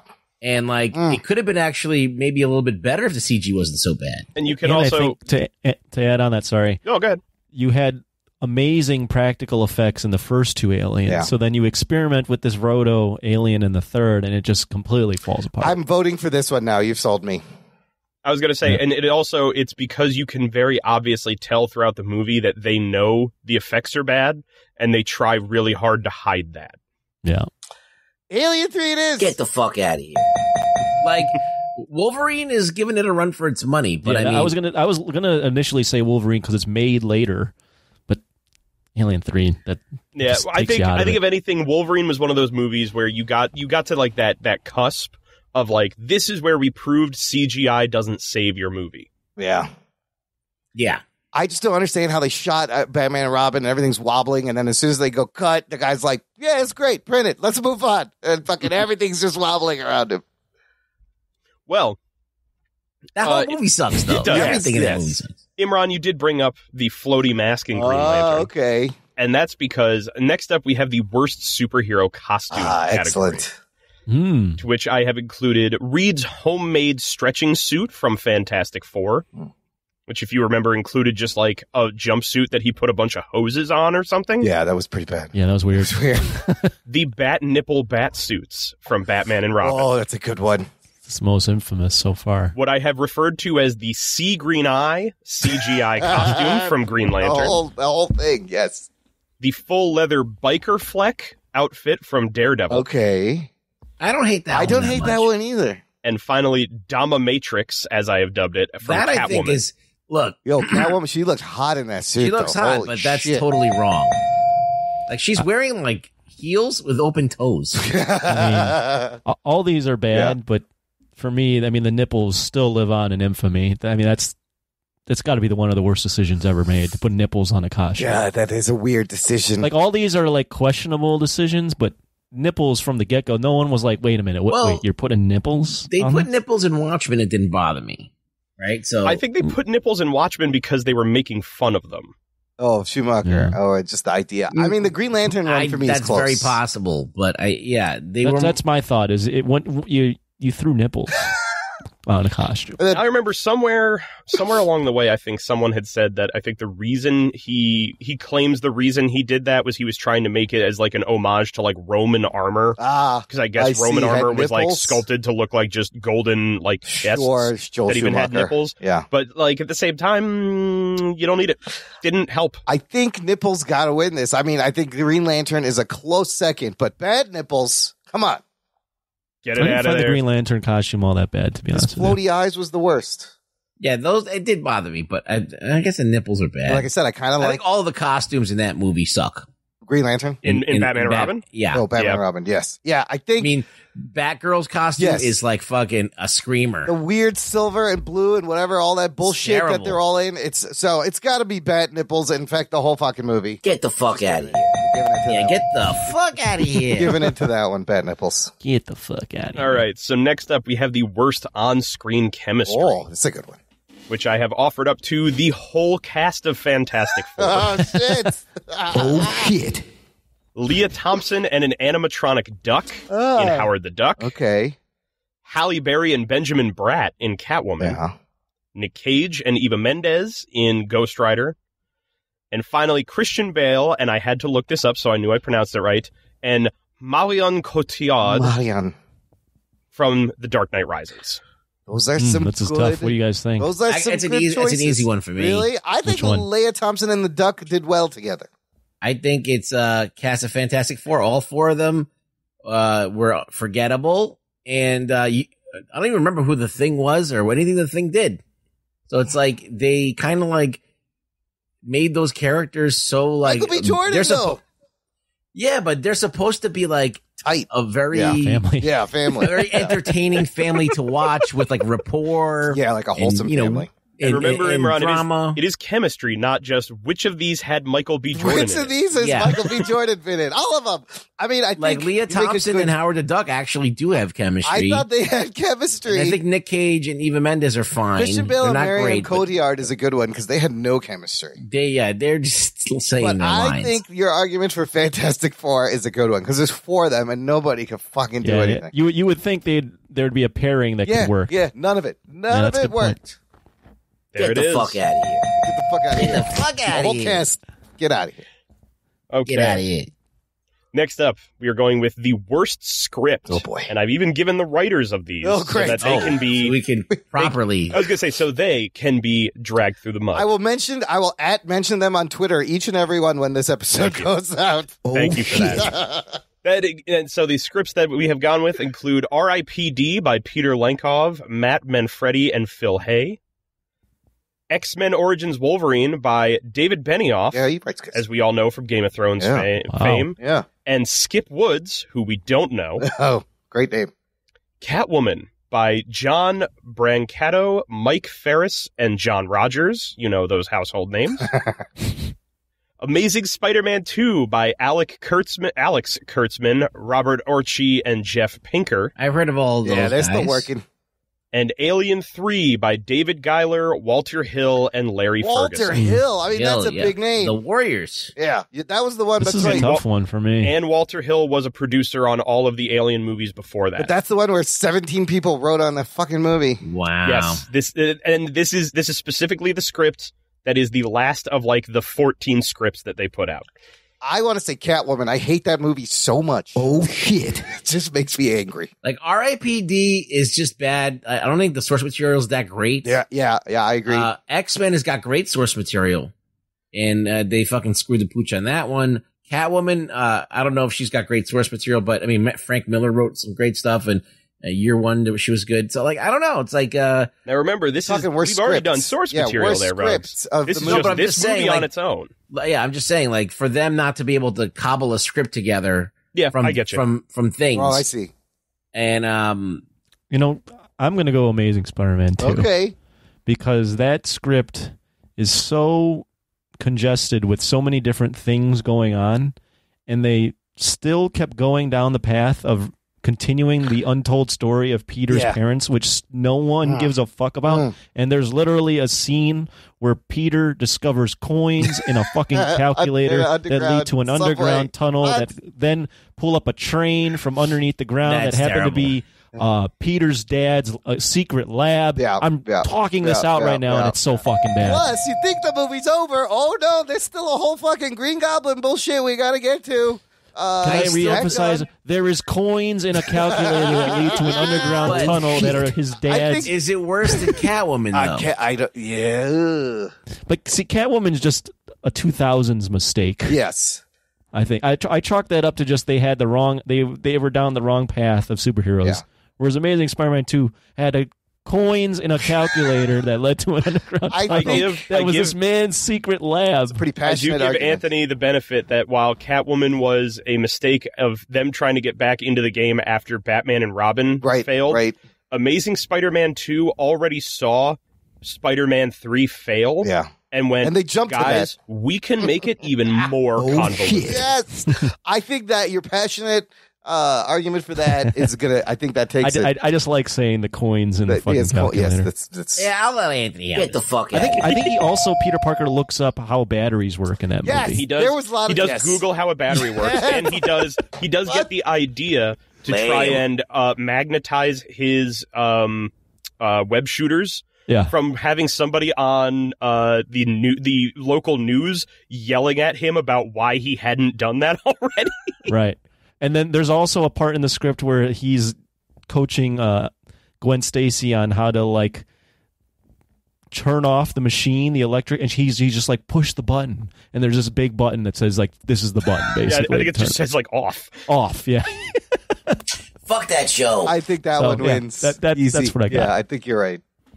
They have Peter Parker looking up batteries. Yes. He's supposed to be one of the smartest people in the universe. Sense.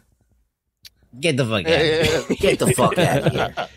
we have our last three major categories now. Ooh, this is the big golden Ruggies. Starting off with Worst Director. Oh boy. And I have decided to offer up Josh Trank for Fantastic Four. Joel Schumacher for Batman and Robin. Rest in peace. Mark Steven Johnson doing a double booking for Daredevil and Ghost Rider. Oh my God. Pitoff for Catwoman. That dude's weird. And finally, Mark Webb for Amazing Spider-Man 2. This is tough. Wow, Mark Steven Johnson with two. I'm going with Schumacher right off the bat. Really? Yeah, because I feel like that he had all of this good stuff going with Tim Burton, like kind of like setting it up for him, and he just blew it. Yeah, but to his credit, he did what he was told to do, and it was to sell toys and make it look like toys.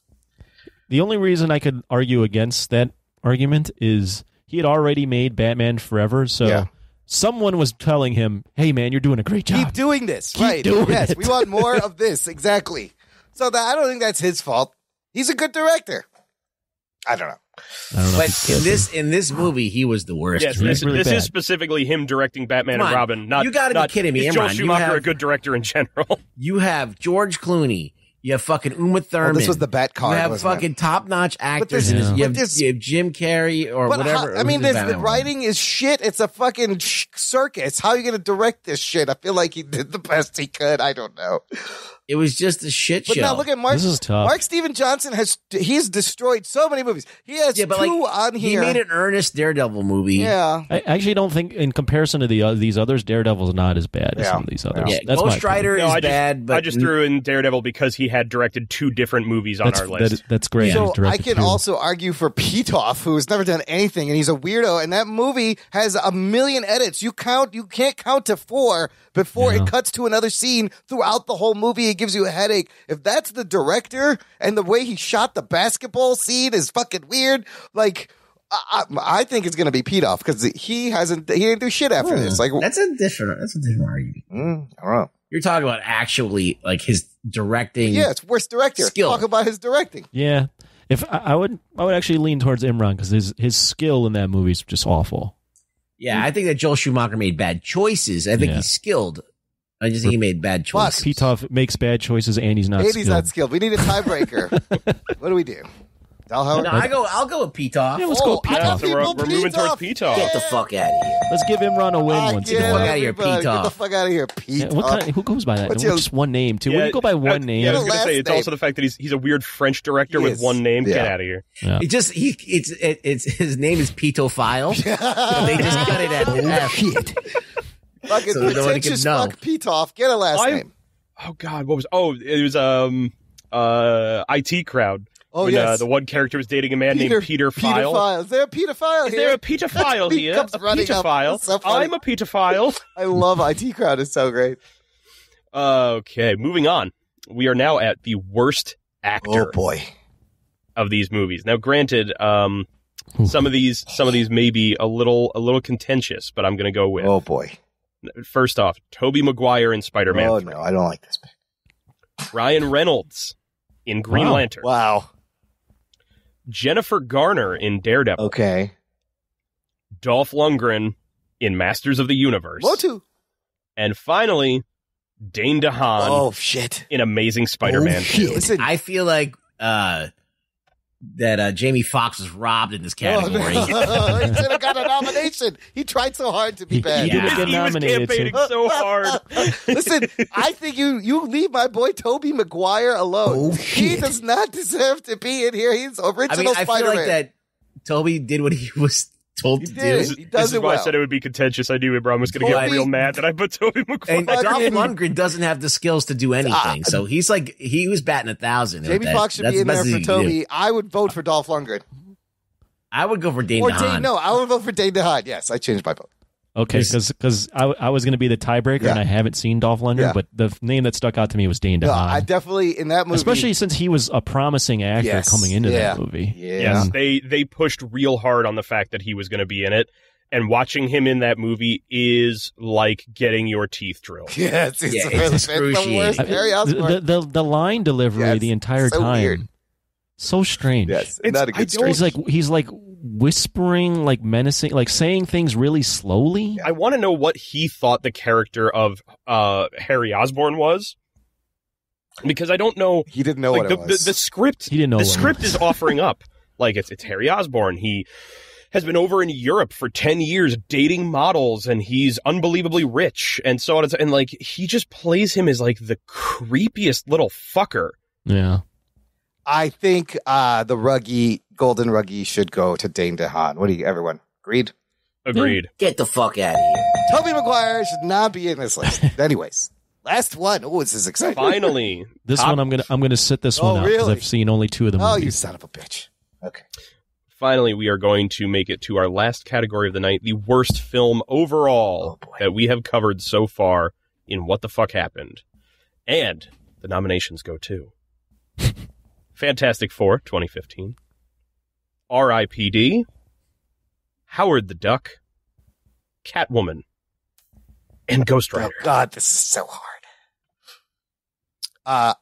For me, I'm taking Howard the Duck off the table because I loved that episode. Like, I will re-listen to it. It's worst film, not the worst episode, Imran. I know, but because of that, I feel which like... do we think was the worst episode we ever made? I think it's unfair. I know it's kind of a fun movie, and it's Marvel's first movie. And I just, the episode we did means more to me than the movie Howard the Duck. But I gotta see. Okay, this is the way I'm gonna play this. Is that what is redeeming for me in the film that'll make me will think about watching it? All right, so Nick Cage, Ghost Rider being weird. I might want to throw it on just to laugh. Yes. I agree. Halle Berry looks hot in the Catwoman costume. Yeah, I guess. All right. Howard the Duck has got Leah Thompson in underwear a lot.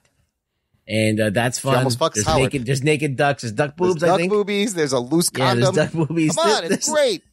But I don't want to watch Fantastic Four, but I definitely never want to see R.I.P.D. That movie is completely forgettable. I don't remember anything from that there's movie. nothing in there. Is there anything? Is there boobs in it? Is there anything redeeming about it? The reason this was the one that I was going to say I had at least a bone to pick with was R.I.P.D. because not only is it unbelievably forgettable, but every aspect of that movie is just so hackneyed and so it's literally just ripped off from Men in Black, but stupid. Half-baked, more not as developed, Wow, that may be... It's not even a film, I don't even think. Like, Howard the Duck is an actual movie. What? I will give Fantastic Four credit for as much as I hate that movie.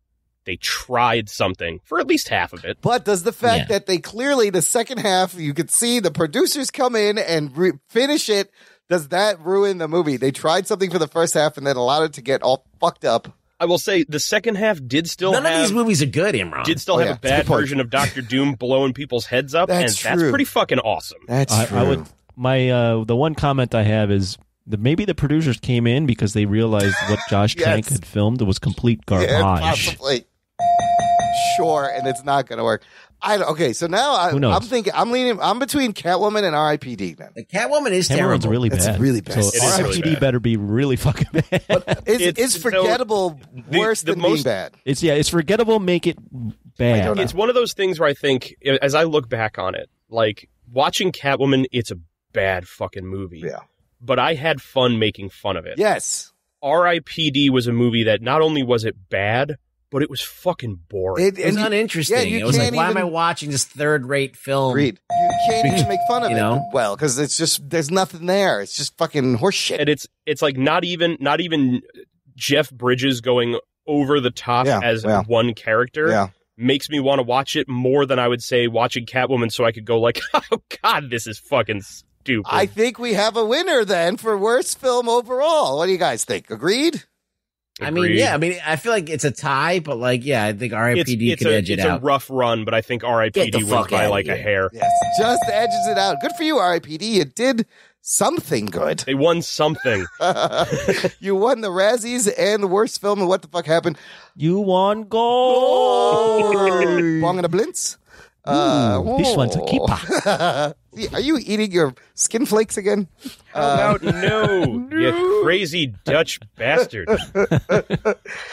Yeah, we could just do the Austin Powers lines all night. Okay, well, Delhauer, this is it. We're at the big moment we were teasing. We are at the big moment. I also realized there's one thing I didn't do earlier. Yes. I mentioned that Howard the Duck was an episode we did because it was requested. I neglected to mention that we also did Ghost Rider. Yes, that was a Patreon request. Glenn Smith had requested it. So, sorry, Glenn, I did not mean to forget you. I'm just bad at my job. God damn it. Damn it. So 14, what the fuck happens over the past 5 years? We are ready to do number 15. Delhauer, I'm going to give you, I found a drum roll effect. I don't know what it sounds like. Let's. That's motorboating. Is that I should find a. Yeah, we need a motorboating. We need a. I Yes. shouldn't. Cue the motorboat. We will, in fact, be covering in our 15th episode of What the Fuck Happened, the 1987 train wreck, Superman 4, The Quest for Peace. Whoops. Whoa, that actually kind of worked, and it was an accident. Oh, that's a good pick. Oh, shit. Yes. I've never seen it. This, listener, if you want to prepare, it is available on HBO Max right now. Did somebody request this? Well, we had plenty of requests that had been coming through. This had been requested by Bonner Demling as well. You may say that, oh, I'm being biased because we're dating, and yes. So I apologize for everyone who voted and feels like their vote didn't mean anything. Actually, we had a lot of really great ideas. Yeah. I really liked Godzilla. I really liked Which Godzilla? 1998's Godzilla. Ooh, yes, that's right. That was a close run between that and that would have been. We could still we'll do all these movies. I know, and that's the thing is any of the ones that came up, it's not like I'm going to be like, oh, well, fuck it, we're never going to do this movie. Like, honestly, I think after we do Superman, Godzilla 98 is the next one we're doing. Let's do it. I'm down. We'll have a nice weekend and have a little change of pace. I would like to. I haven't seen that Superman. I'd like to watch Misery for a little bit. There you go. Superman. And the biggest reason that I went for it was Superman 4 is not only considered probably one of the worst comic book movies that was ever made, but also is considered one of the worst movies in general that was ever made. It's going to be amazing. Oh, shit. So in order for us to knock out 5 years and to do something big, I didn't want to just go back and be like, oh, well, now we'll do, X-Men 3. It's a good pick. Yeah, because I felt we'll go with what is considered to be the movie that destroyed what superhero movies could have been. Yes, for a long time. Until Batman came out in 89. It's got a real interesting backstory, too. Yep. Oh, yeah. I'm excited. So, Chris, well, I won't even ask. I was going to ask if this is the movie with Christopher Reeve. But he's replaced, kind of, but we'll get into it in the review. Yes, we'll go through a lot of it. No, and all the suggestions you listeners sent in, it's a great list for upcoming What the Fucks. We didn't listen to any of them. No, we're gonna do them. And I also realized, like, we've done all these. We haven't even touched the fucking Punisher movies. Oh, shit. Holy shit. I was like, how have we not done a Punisher movie? Oh, they're all dreadful. They're so bad. That was the thing, is I said to Imran, I was like, here's the list of what's been requested, but here's also a list of just things I have thought of as well. And it's like another fucking 15 plus movies that included all 3 of the Punisher films. We can easily do this for another 5 years. There were 3 Punisher films? Yes. There was the Dolph Lundgren one in 88. That's right. I keep forgetting the Dolph Lundgren. Thomas Jane. And Thomas Jane, and then the one with Ray Stevenson. He's spinning on the chandelier upside down while he's shooting people. Which I'm going to tell you right now. Brutal. I'm going to tell you right now, that one's going to be rough for me because I fucking love that movie. Well, maybe we do the Dolph Lundgren movie. That was bad too. That's the closest to comics. It is the Ray Stevenson one. You've got what's the Jigsaw plot? Like, he's so awful that Eric. Dominic something or other. Purcell or something. I don't know. That was him. No, it's not. Isn't Dominic Purcell plays a Heat Wave or something? Yeah, Dominic Purcell's from whatever. Prison Break and Legends of Tomorrow. Yeah. So, what I will say is, that is the movie we have chosen. Yay! If you are disappointed, I am sorry. If you're excited, good. If you're middling on this, thanks. I'm super excited. And Delhauer, thanks for doing all that work. I'm going to share the spreadsheet on our Patreon. Listener, I might just make it for free. So go to the Patreon. You can see all the work because I want people. You did do a lot of work in the spreadsheet. I want people to acknowledge it. Jock and Nerd. Look at my spreadsheet. Look at my spreadsheet all day long. Let's do some quick news from the nation. It's time for news from the nation. It's time for news from the nation.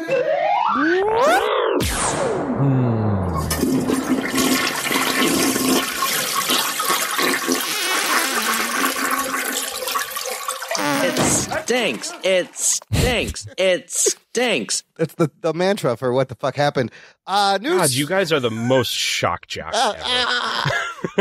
Coming up, Traffic and Welly on the 5s. Here's Leisure Shoot Larry. What? Yes. Fuck that show. Look, I was catching up. I have a comment from our resident science advisor guy, Dr. Adam Morris, PhD. Oh, shit. Comment from a few weeks ago. He says, hey, all, catching up on some backlog episodes, and I realized I missed a science cue.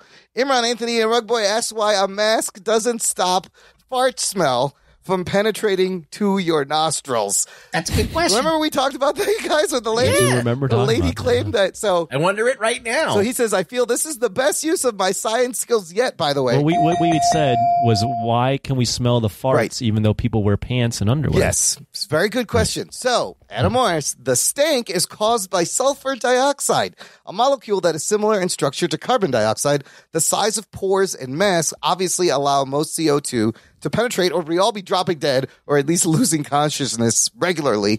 Sulfur is a bigger atom than carbon, one row lower on the periodic table, and SO2 is a bent molecule, not a linear one, like CO2. Even though sulfur dioxide is slightly larger, much of it would still be able to penetrate pores in the mask, the same ones that carbon dioxide exits through. Unlike carbon dioxide, the bent angle of sulfur dioxide and the electronegativity difference between sulfur and the oxygen also make it polar, charged at both ends, one positive, one negative. So it is possible that some sulfur dioxide will be caught up by the mask and it could decrease the intensity of the fart stank, but it wouldn't catch it all. Practical fart science brought to you by the Jock and Nerd science guy. Jock and Nerd. Amazing. I just feel, you guys follow that? Makes sense? I hate chemistry. I was never good at chemistry. My brain just farted. I remember taking chemistry class and I'm like, when am I going to have to know how much a mole is?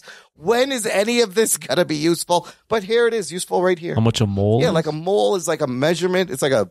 that's right. I thought, like, I got a mole. Like, mole. Don't say mole. Don't say mole. Don't say mole. Mole. Guacamole. So that's why you should wear a mask and still wear underwear when you fart. And you can spread them. Delhauer comment. Do you follow? Is that science track? Oh, are you trying to start another fight between me and Adam Morris? Oh shit, I forgot. What the fuck is wrong with you? Don't answer. Disregard. Also, no, I'm not going to sit here and pretend like I know more than him. He said that, yes, absolutely. I agree, and I agree that he's right, and if he turns out to be wrong, then I agree. I still agree. Fiddlesticks Winterbottom III shared a link, this article that's titled Mozart Meets COVID-19, Finnish Opera Adapts Classic Piece. The article is about this Finnish opera in taking a Mozart piece and including coronavirus and quarantine. And he starts off with something that I said is the way to start a comment. He says, Imran was right. Oh, shit. He knows how to start his comments. Maybe Corona/COVID movies will become a new subgenre of film.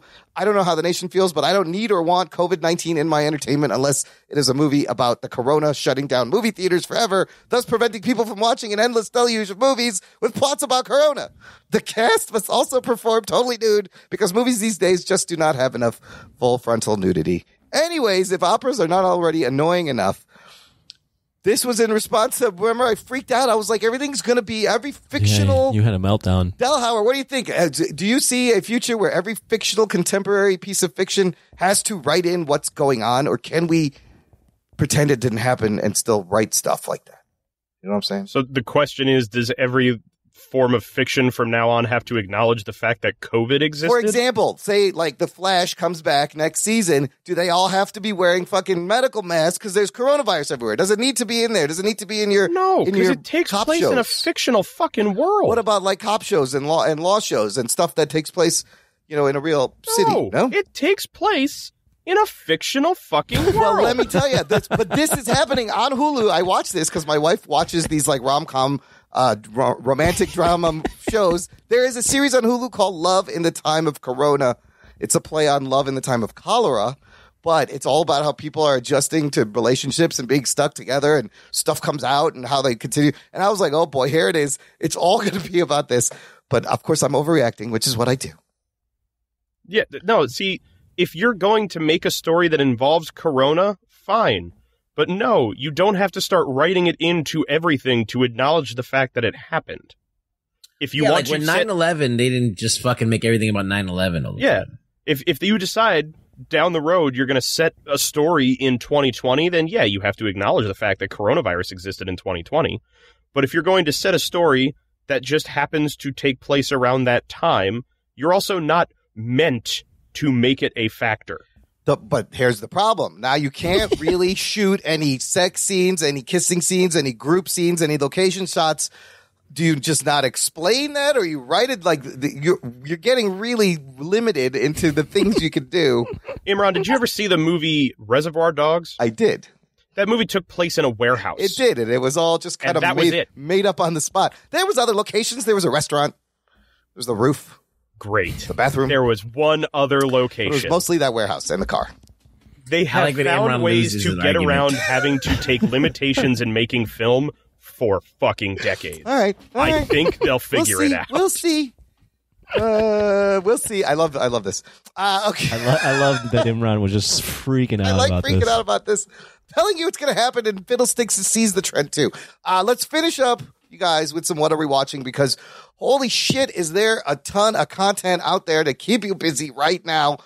By the time this show posts, here's stuff you can watch. Like we mentioned, Bill and Ted is on VOD, also in small movie theaters. It's at 81% on Rotten Tomatoes. It did top the VOD charts, as well as Chadwick Boseman films that we talked about earlier. So it's doing well. The New Mutants is out. Oh, shit. 33% Rotten Tomatoes score. It made about $7 million opening weekend, and currently it's about $10 million worldwide. So that's what that's doing. And Tenet will be out. That's 78% on Rotten Tomatoes. It's already made $53 million worldwide. Wow. Yes, so it's not doing bad worldwide. But, you know, the virus receded there first and then got hot here. So I think they have a little more lead time into people getting comfortable. But people are going to see it. I might see it still. I don't know. I haven't decided yet. Yeah. I might have to fire up my Chrome stick and the other way to.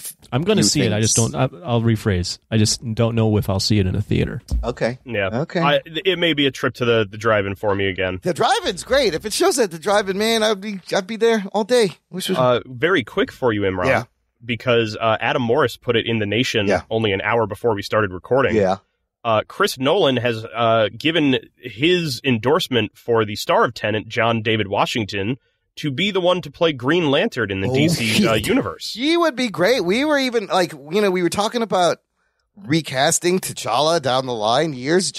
He would be great. John David Washington would be a good Black Panther too, but he would be a great Jon Stewart. Yes, absolutely. Yeah, I like John. I liked him in Black Klansman. Black Klansman, he's great. He's really good. He is very good. At times, too, when he starts yelling, and if you close your eyes, you kind of hear Denzel. Yeah. You hear him, his kind of pattern. Okay, so that's in the theaters. If you're going to go out, wear a mask, buy a Jock and Nerd mask, visit our shop, link in the show notes. But at home, streaming, there's a ton of shit. On Netflix, I checked out this docu-series from Netflix, High Score, about the evolution of video games. Yes. Very good. Very good. Only 6 episodes. Really well done. I didn't know that, it's good? It's very good. Okay. Like Space, I had no idea. Was it Space Invaders that actually invented the concept of a high score? Like there was no scores on games until Space Invader. That was crazy. You learn a lot of cool stuff. Cobra Kai seasons 1 and 2 on Netflix. Oh, shit. And suddenly this show that's been out for a few years, everybody is consuming this. I caught up on season 2. It's great. It's so fucking good, dude. It's so good. Anthony, you like Karate Kid. You got to watch this shit. I know. I'm in a chat with a couple guys that go to G-Fest, and they talk about it a lot. I think it's funny. It is the same thing as like how it was on YouTube Premium for a while after when it first came out. No one saw it. Yeah. Now that Netflix has it, everybody's fucking watching it. It's like how earlier this year, the Avatar: The Last Airbender cartoon wound up on Netflix. And suddenly there was a huge fucking resurgence of people watching that now that it was out. Yeah, it's Cobra Kai. That was a great series. Yeah. I gotta watch that. Cobra Kai was trending in the top 10, number 1. But the problem is, and you're going to hint at this, is there's a lot coming out. Yes. Also, on Netflix released the Charlie Kaufman mindfuck movie, I'm Thinking of Ending Things. Fuck, I gotta watch that is on 80. It has 85% on Rotten Tomatoes. I'm really excited to see this weird ass fucking movie. I love the Charlie Kaufman. Delhauer, are you a fan of Kaufman? Oh, absolutely. Yeah, that one. What do you think? I thought Adaptation was an amazing fucking movie. Yeah. Yeah, it's good. This new movie looks wild. Moving the on. dog shaking the entire time. Yeah, in the trailer, the dog. Real skin crawling. The sound of it just the whole time, like it's stuck. I don't know what to expect. It's going to be a trip. On HBO Max, there is an awesome documentary called Class Action Park. Oh, shit. About the notoriously dangerous New Jersey amusement park. I have seen it, and I give it my my endorsement for the sheer fact that I grew up in that fucking town. In Vernon, New Jersey. I grew up in Vernon, New Jersey. I've been to Action Park. You've been to Action Park. What year was this? Yes. This was in the 90s, so this was after a lot of the big shit that happened. Yeah, it was open from... Have you gone, Ruggs? Did you go? Oh, many times. Yeah. It opened in the late 70s to the 90s. 5 people fucking died in this park. Every time I went there, I would get the hamburger feet, and my toes would scrape open. It's awful. And Yeah, just open hot pavement everywhere. The doc is amazing when you learn that it was just run by teenagers and it was super dangerous, but it was kind of a badge of honor to go there and get a scar. Oh yeah, no, So good. I have fond memories of being with my friends going down the Colorado River, where we would then have everybody stay in the raft, and one person at a time would then bail out the back and water ski down the ride. No. You could just do whatever Yes, you you want. really could. The people, there's kids, teenagers drinking, going on these fucked up rides. Great documentary. Also, the Ridley Scott series Raised by Wolves is starting on HBO Max. That'll start this weekend. That looks weird. Yeah, that looks I weird. want to check that I can't out. wait to check I'm really that out. psyched for that Androids one. raising humans in the future. Over on Disney Plus, here's the big experiment. Mulan is out for $30 for premiere. They're calling it premiere access. You own the movie. Will my reflection show? Two things are going to be interesting. It's going to be interesting to watch them people, how much money Tenet makes and how much money Mulan makes, if they even disclose. I don't know if the Disney Plus will disclose the money, but I'm wondering, these are both $200 million, huge, big blockbuster tentpole movies with completely different distribution things. It's going to be interesting to watch. However, if you don't want to pay the $30, listener, if you wait till December, it is free to all Disney Plus subscribers. Oh, shit. In December, they said. Yeah, they accidentally leaked that. So what do? Do you pay the $30 now, or do you just wait? It's only 3 months. The only people are very starved for Are we content. reviewing this? We're gonna get it. I want everyone to get it because I want it for it to be so good that they have to put out Black Widow the same way. Oh, shit. That's the only reason I'm gonna give them the $30, and we'll review it because I can watch it at home. I'll watch it at home. I'll watch it. Finally, if that's not enough stuff to watch, The Boys Season 2 on Amazon will launch this week. Has launched with, I think, with 3 episodes, and then it's a weekly drop of episodes. So you won't be able to binge it all at once. So we'll review it at the end. Well, maybe we watch the first 3 and give our thoughts, and then review it at the end. I don't know. Okay, whatever you want. There's plenty of stuff to watch, though. Here's the thing. There's a lot coming out. This isn't like the spring, summer. Shit. Is the Wolf Thing one episode at a time like the other ones? On HBO Max series? Oh, that's a good question. They haven't. I think it is. It might be because Doom Patrol did it 1 week at a time on HBO Watchmen Max. did it one, yeah. I was going to say because I know it's HBO. Lovecraft Country, which is technically on regular HBO, That's regular but HBO. is on HBO Max, is going week to week. But Doom Patrol was also week to week, and that was just on HBO Max. So it's probably going to be a weekly. Well, Doom Patrol, wasn't that just them putting the seasons from DC Universe? Yes, but the second season, it was already on HBO Max. So it was You new. really can't binge. Yeah. You can't really binge the show. No, you can't binge The Boys or Raised by Wolves, not the Wolves. So Raised by the Wolves. Raised by the Wolves. Along with dancing with them. I was raised by them. I danced with them. I eat dinner with them. And then one final announcement. Anthony and myself made a guest appearance on Voice from the Underground with our buddy Dutch and Big Haas and their new guy, Mikey. I'll put a link in the show notes. It was a lot of fun. Oh, they got a new guy? Yeah. Like a producer type guy. Yeah. But he comments. And interesting on the show. stuff.